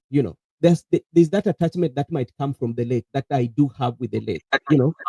Yeah, but that's what then the leader might use immediately. The leader use that as that what it triggers you as a person, and you say like, okay, this person is after us. So it's not the people. The people of Kenya are very are good people, because see, even when there's a building has collapsed somewhere, they usually come with crude weapons there to see on how those debris that have buried Kenyan people, they don't care that he's coming from where or where, but they will work day in, day out just to see Kenyans are gotten out of that. But what did the And politicians do? what I'm saying, brother Benson, what I'm saying is maybe the problem is confused. What I'm saying is everything that's going on in Kenya, whatever, everything was forced on us. Nothing happens by our own will. Everything was forced on us, and the politicians keep propagating the same issue over and over again. You understand? Everything is being forced on us over and over and over. I know even tribalism is forced on us by the politicians, and even when they force this tribalism on us, it is coming from the books of the colonial master from the top. So the president, for example, what President Ruto is doing right now, trying to get rid of certain people and put in certain people, it's tribalism in a disguise. It's the same master game from the from the colonial master, how they assembled Kenya. But once we as a people can try to break this down and get rid of this, the faster we can get rid of this problem. But the problem is the Kenyan politicians are entrenched in this conmanship, which is a political strategy to divide the people to gain power. The main thing is to gain power. That's what they're doing. Yes. Called the political transaction. That is how we call it. The political transaction. It's how it is benefit them. Njiru, are you still there? Mr. Njiru? So, and I don't know whether you've watched, there's something that I usually follow this guy. And yes, Nico, Andrea. You read the story. Oh, okay, wacha nikuulize swali. We were talking about capitalism and socialism. I wanted actually to respond on that. Okay, go ahead. Just nipe tu dakika moja nikae vizuri ni kujibu. First of all, let me tell you, capitalism and socialism, they are both inadequate. So I'm of the school of the thought, and the reason why China is doing well more than any other country is they discovered the story of socialism and capitalism will not take them anywhere. So I'm that person who believes in a hybrid system. It would be better. The truth of the matter is capitalism has its advantages. It has its disadvantages. Yeah. The other model, socialism and the rest, they have their advantages and they have their disadvantages. So what you need to do is, as a government, you identify sectors where you want to employ capitalism. At the same time, you also you look at the sectors where you want to apply socialism. So if you decided to use one system entirely, you choke the system. If you decide to be capitalistic only, there are some places whereby there are some people you will hurt. If you decide to be socialistic entirely, you will not be able to create wealth as you need to. So what I believe in, I wish there's a way in which the world can start thinking, and that's why, because Chinese model is even if they don't tell people a lot, but Chinese model is like a brand. At the time of Lenin and Mao Zedong, let me explain that, because that's where this thing started from. Russians were, that is these economists. So Lenin and they are the ones who experimented socialism as the first people. Russia, they are the ones who experimented it. So, and Chinese were also to it. So Chinese and Russians, they decided to experiment the system. But somewhere along the way, Chinese decided to take an high pattern. And they decided to mix their model with something else. So then capitalism, on the other hand, was being practiced by Americans and Europeans, and they liked it because capitalism is very good in when you talk of capitalism, capitalism means aggressive. So people do not understand what. Let me explain in simple terms. When we are talking of capitalism, it means aggressiveness. Aggressive. Do whatever you want to do as long as you get money. Whether ni mtu utatoa ulimi uuze bwana brother Benson, si ati najaribu provided that it is legal. Yeah, it's legal. Capitalism is about money. Money. Tuwekelee pesa hapa. So other issues hatuangalii sana. Capitalism means how aggressive are you? How aggressive are you? That's what capitalism. How aggressive are you? Mute kidogo sasa niendelee. So umeshikanisha hiyo story sasa. So and so that is why anyway capitalism so wale watu wamepata opportunity sasa kama. So let me tell you the reason why in capitalistic societies people like Sudi who have everything and somebody with 80 degrees and you have nothing, you can find them in capitalistic societies. Mtu amesoma kabisa nana chochote, in capitalistic societies you will get that one. You understand? Because unajua sasa in capitalistic societies it doesn't, all the other factors do not matter. All the other factors are not ingredients. The ingredient is money. That's why look at like in countries where the system is entirely capitalistic. Look at like the Forbes list. I want to give you the Bwana Benson your assignment. I like being a bit practical. Go and take the Forbes list. The Forbes list, top 100 people of the Forbes list. Analyze their education level. Just analyze the education level up.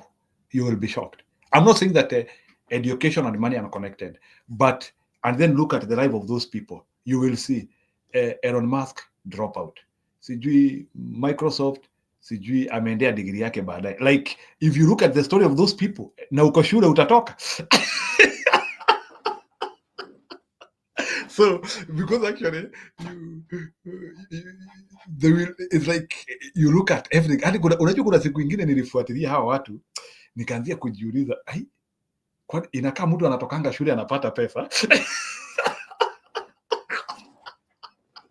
Because sasa nasikia jamaa wa Facebook hakumaliza shule, Elon Musk hakumaliza shule, Bill Gates hakumaliza shule, Steve Jobs alimaliza shule akiwa kazi.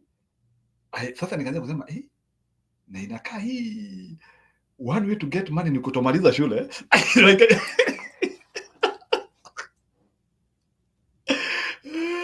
so hiyo tu nimeisema tu na in a light way. So it's socialistic. Let me now go to the socialistic concept. Socialistic concept nayo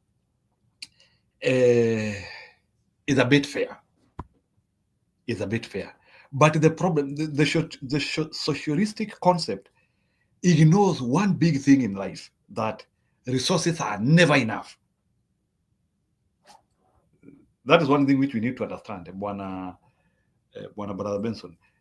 Resources will never be enough. So resources need, there must be a continuous flow of looking for where resources are coming from, how you are using them, how you are replenishing. It's like ni kama fruit ya M-Pesa. Uko na 1,100 hapo, after watu wame withdraw lazima hivyo yani. So it must be a network. So in a nutshell, what I was trying to say, and then as Africans we are neither in that system. Our system as Africans na ndio unaona the moment Africans sisi tuliabandon our economic system, tulikuja tukakuwa maskini kabisa. Let me tell you Bwana Brother Benson, although sasa mtaanzia kusema nimeleta jokes kwa channel yako. Let me tell you, if Africans want to be rich, we have to return to barter trade. Uko off. Can you unmute? You are mute. Okay, let me tell you. I was watching one podcast, and somebody was talking about the African traditional, and this guy said that the poverty is a word that African has borrowed because Africa were not poor. So if what did he say? He said that the word poverty is not an African word; it's a borrowed word because poverty usually equates to money. And in the African way of life during those days, what used to happen is that people used to barter trade. Money was not, so people talked about wealth. And what are the wealths before Africa? Land was a wealth, animals was Brother Ben, wealth. I need to ask Njiru a question. Njiru anaonekana yeye ni economist. Njiru, if Njiru is an economist, nataka kuuliza Njiru a very serious question na ajibu. Njiru anaonekana yeye amefanya hesabu kabisa, inakaa kichwa yake ni unajua maprofesa wanyoagi ndevu. Wacha niulize Njiru, what is the economy index ama poverty index? How do you measure economy of poverty index of a country? Na nakuuliza hivyo juu ya nini? Kuna jamaa ameshinda akitaka hapa, anaitwa sio, anaitwa aje, anaitwa banka, anaitwa banka hapa hivi. Huyu banka kila kitu anasema money is the fiction. Hebu angalia vile amesema hapo. Sasa nataka explain huyu banka huyu, kwa nini pesa kama country haina pesa, the poverty or income index hiyo ni nini? Okay, sawa, nimekupata. Tulia sasa, tulia. So ngoja kidogo kwanza niingize Brother Benson kwa kitu hapa. Brother Benson, let me tell you something. If Africans will not do barter trade, forget everything else we are doing. Everything we are doing, we don't understand it. Everything hata pesa sio sisi tunatengenezanga. Pesa mnaprintiwa na Deraru. So amujui hata vile wanawatolea. So mimi nasema watu Lake Victoria wako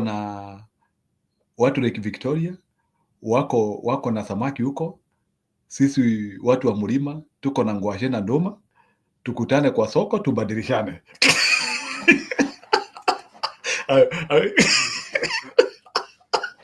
Let me tell you, that is and let me tell you, that economic system helped Africa for over 1,000 years. So I'm not talking of an economic system which is not tried and tested. We knew how we did it. Na hakukuwa na mambo mingi. Let me tell you the disadvantages of the modern economic system. The modern economic system, it is biased on one person. So like poverty, do you know that, Bwana Benson, for you to be a poor man, you are declared poor. Sio unasemanga mimi ni maskini. Somebody else has to declare you poor. Mtu wewe unaenda unasema niko na 100, alafu sasa mimi nasema this guy is poor. you are declared poor. You are declared poor. You are declared bankrupt by another person. So what I mean is that so what is the poverty index? Ngoja kidogo kuna pale nataka kuleta umaskini ya Muafrika na umaskini ya mtu mwingine ni tofauti. Let me tell you, like for example, in the rural area, nitakuleta kwa hiyo poverty index because those mirages you are talking about. Like for example, in the village, kuna jamaa atashika ngiri next week. Naongea story ya village. Ama hata next month. In the village huko, next month ndiye atashika ngiri.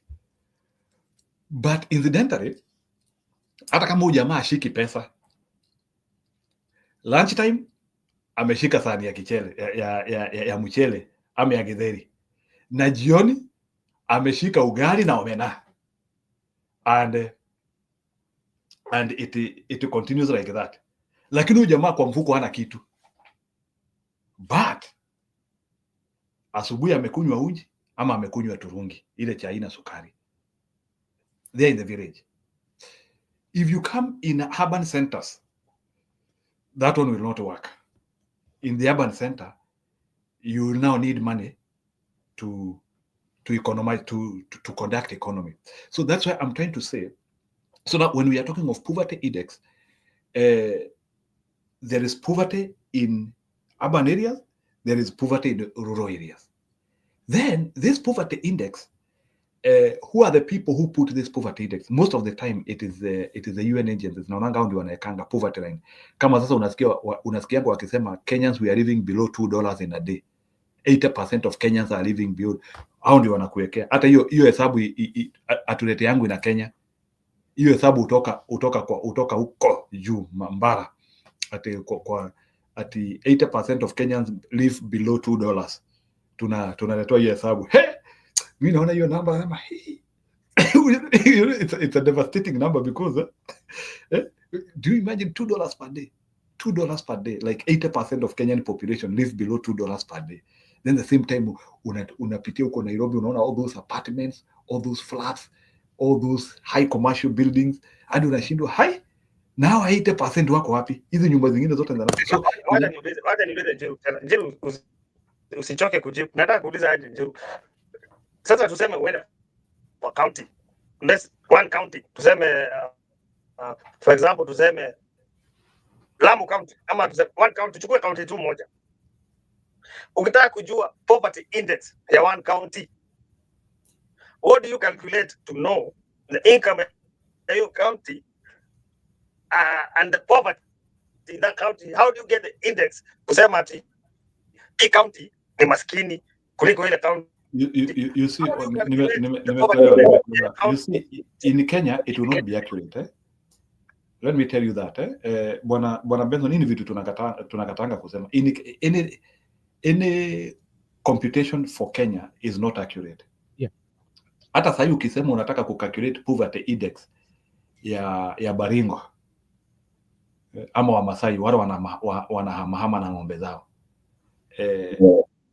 Where is the data? And you know, still many of the Kenyans, we do not have streamlined documentation where we can see your taxation, where we can see how your income is flowing. Like for example, Bwana Benson nikuulize, how many Kenyans know how their income is flowing? How many Kenyans, like regular Kenyans, how many Kenyans know their income? No, nobody. I think very few. Okay, banka system yet it is not that difficult to, but ile kitu najaribu kusema, yes, you can calculate poverty index in Kenya, but the number will be wrong.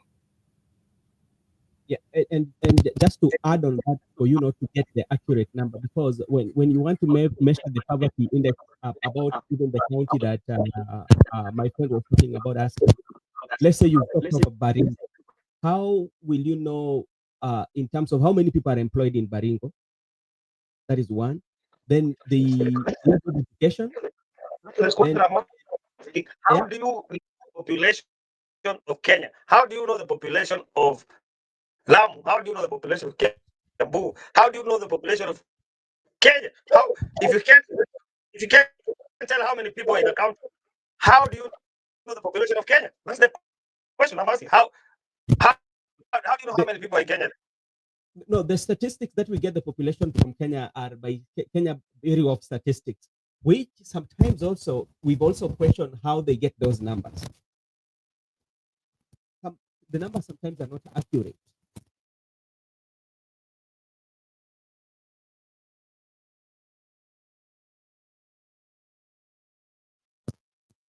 Or Jiru, am I wrong? So everything is based on assumption. Okay, everything is. I will come later. I will come later.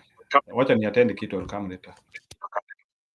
So everything is based on assumption. I'm telling you, Kenya is based on assumption. Right, Mr. Benson?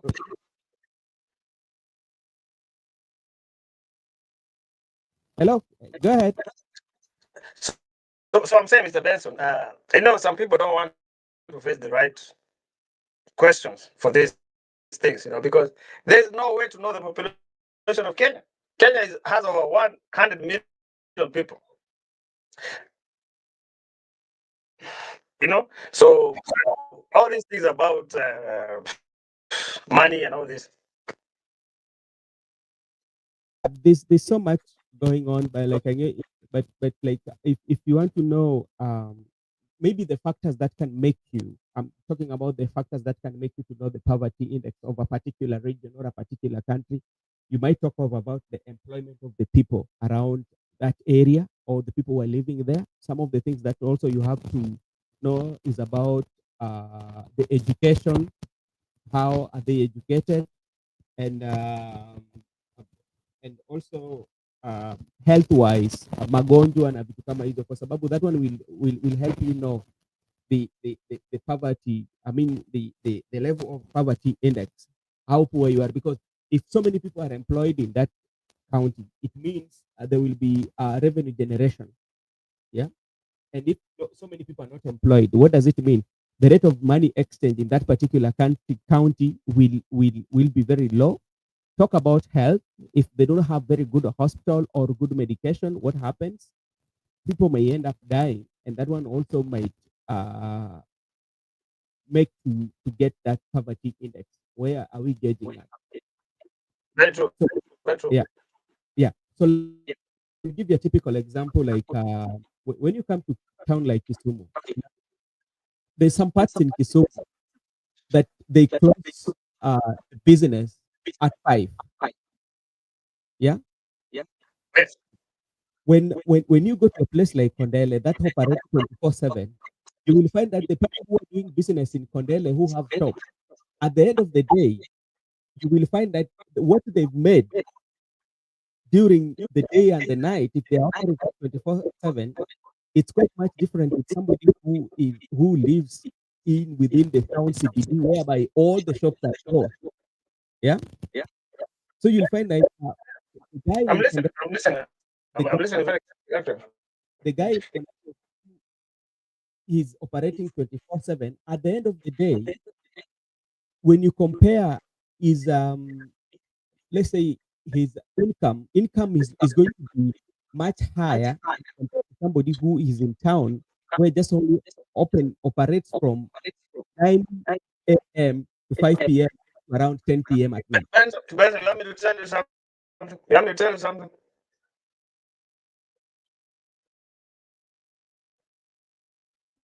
Go ahead. Benson, Yeah. let me tell you something. It's been honest. It's been kind of mute. I don't even know what's going on. Okay. Let me tell you something about Kenya. See, Kenyans are the same people you see in the streets. I don't care about the culture of the tribe. These Kenyans are the same people. Kenyans, they're just aggressive people. They just want to hear what they just want to hear whatever they want to hear. How many times have we been telling these Kenyans to stop this tribalism, to stop all these culture attacks, to behave as Kenyans? Kenyans are just Kenyans. And I'm telling you, even the reason why Jiru running away, he's going to another channel to talk to more Kenyans.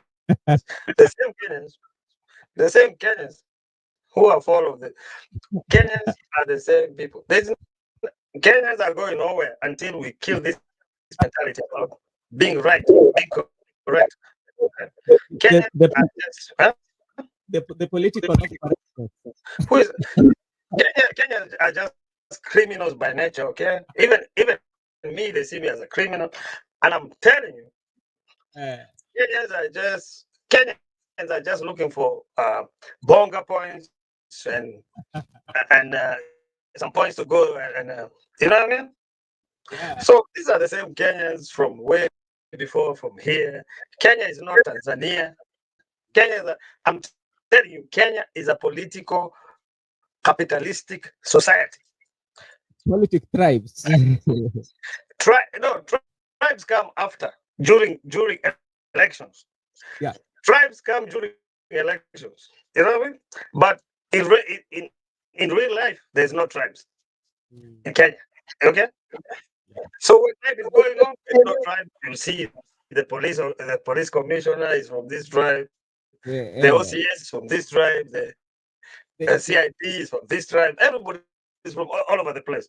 But when it comes to politics, Kenyans are tribalists. They're tribal. So I don't care what Njiru says. Njiru is coming here running. Jill already. I see him over there in another channel right now, talking over there. You know, Okay. you know. So Okay. you run here, you run there, you run there. But but okay. We have right now we have a common problem. Ruto. Even me, okay. I'm against Ruto myself. Okay. I think Ruto is running the country down the hill, you know what I mean? Yeah. And Ruto is a problem to all of us. I have to say that. Ruto is a problem because let me tell you why Ruto is a problem. Once Kenya gets disrespected internationally, that's a problem. Yeah. You know what I mean? That's a problem. Sudan, Uganda, Congo, Somali, Tanzania. Nobody, the African Americans don't even respect Kenya. African Americans say Kenya is a ditch. Is a ditch. That's what they call it now. It's a ditch. You know what I mean? And then Haiti. Why are we there? What are we doing in Haiti? What are we doing in Haiti? Yeah. What are we doing in Haiti? You know? So Ruto is we get rid of Ruto, then we fix all these other problems. Hopefully. We have to apologize to the world, okay? Yeah. We have to apologize to the world because Kenya is really a neutral country. We are neutral. We never fought Sudan. How long has Sudan been next to Kenya? We never fought Sudan. We never fought Congo. We never fought Somali. We never fought Tanzania. We never fought Uganda. We never fought Djibouti. Now we are fighting Djibouti. So what's our problem? The problem is the president. So let's get rid of this president and fix our problems. Okay? And I think now it will be upon the voters to listen and make good decisions. What? I'm saying now it is upon Kenyans themselves to decide and make good decisions. You know, they go to the ballot and elect the leaders that will have their interest. The leaders in Kenya are not the problem. Actually, the leaders in Kenya are the same people like us. It's just people like us. When you see people like Sudi represents all these colors. Every color supports Sudi. Even the one who went to the university. I'm telling you. Unaona ule mkali alienda university. Ana support Sudi. All the leaders, it's just Kenya. Sisi Kenya tuko tuna ile mentality ya huyu ni mtu wetu. These are our guy. Mtu wetu syndrome. These are our guy. Wakati wote wanasupport Sudi. Hata ule mkali nini mwenye anakimbia marathon huko. Ule anaitwa nani? Teruget. Ayo Teruget hapa. Mwenye anashinda marathon huko. Ana support Sudi. Sasa utamwambia nini? Kenya ni nchi ya mtu wetu, lakini sasa unajua Wakenya wanafaa wamuamue, wajue uongozi gani hao wenyewe wanataka. Kenyans are not bad people. By the way, ukimit Kenya wengi hata wenye nini, hata Kenya watajaenda shule, hata wenye wako Europe. Mimi nimemit wakale wengine huko Europe. Bado tu Wanasema mimi Mkenya, watu wenyewe Mkenya huyu. Hata wenye anakaa. Wakenya wana shida si Wakenya. Shida ni hapa politicians. Yeah, we will continue to have a conversation and talk with Kenyan people when it comes to election. What by the way, hata sioni kama tutapigana juu. Unajua Ruto anataka kuengineer hiyo this thing engineer our tribal war. No, we cannot do that. No, I think we are past that as a country. Yeah, to pass up tuende kabisa tu. Unaona kama tu mtu ni brother yako ni vile unapigana na mtu kwa nyumba alafu unasema tunapigania na yeye nini sasa? What are we fighting for? You know, so sidhani Kenya kutakuwa na tribal war, but watu wanakasirika sana, and I have to address that issue. People are so angry, you know, people are so angry about what Ruto is doing, embarrassing us. Ruto ametuembarrass sisi wote, si aje embarrass nini, embarrass kila mtu. Unajua watu ulisikia ule ambassador wa nini, ambassador wa hii country mwenye alishinda alikuwa itikadi uje malishinda. Huyo ambassador alisema aje, kwa nini mnaingiza kwa siasa zenyu za nchi yenu? Yes. Sikia statement. Yeah, siasa ya nchi. Hmm? Mhm. Did you hear that, Benson? Yeah, I had that. Huh? Nilisikia. Uliona hiyo statement? Niliona, I saw that statement. Alisema kwa nini mnaweka Raila hapa ati ndio tuwasaidie African Union kupigana siasa za nchi yenu. That was a very deep statement hapo, man. That was very Yes, deep. yeah. Just want to close because I want to head up to another meeting. And, I thank you so much for It's joining, okay. It's okay. and we will have another Sawa. show. Thank you so much, and may God bless you so much. So may God bless you too, and thanks to all the listeners. And nataka ni give up to WS Bank amekuwa hapa the whole time, na Jiru na watu wengine wote wamekuwa hapa. Kila mtu abarikiwe na njia yake. Mungu ndio yuko nawe. Benson pia ubarikiwe, tutakutana tena. Asante sana, nimeshukuru sana, and let me also take this time to thank everybody who was watching SW Bank, WS Bank. Thank you so much for being with us in the entire time for almost 3 hours. We don't take it for granted, and may God bless you as we meet next time. Thank you so much, and this is Brother Benson.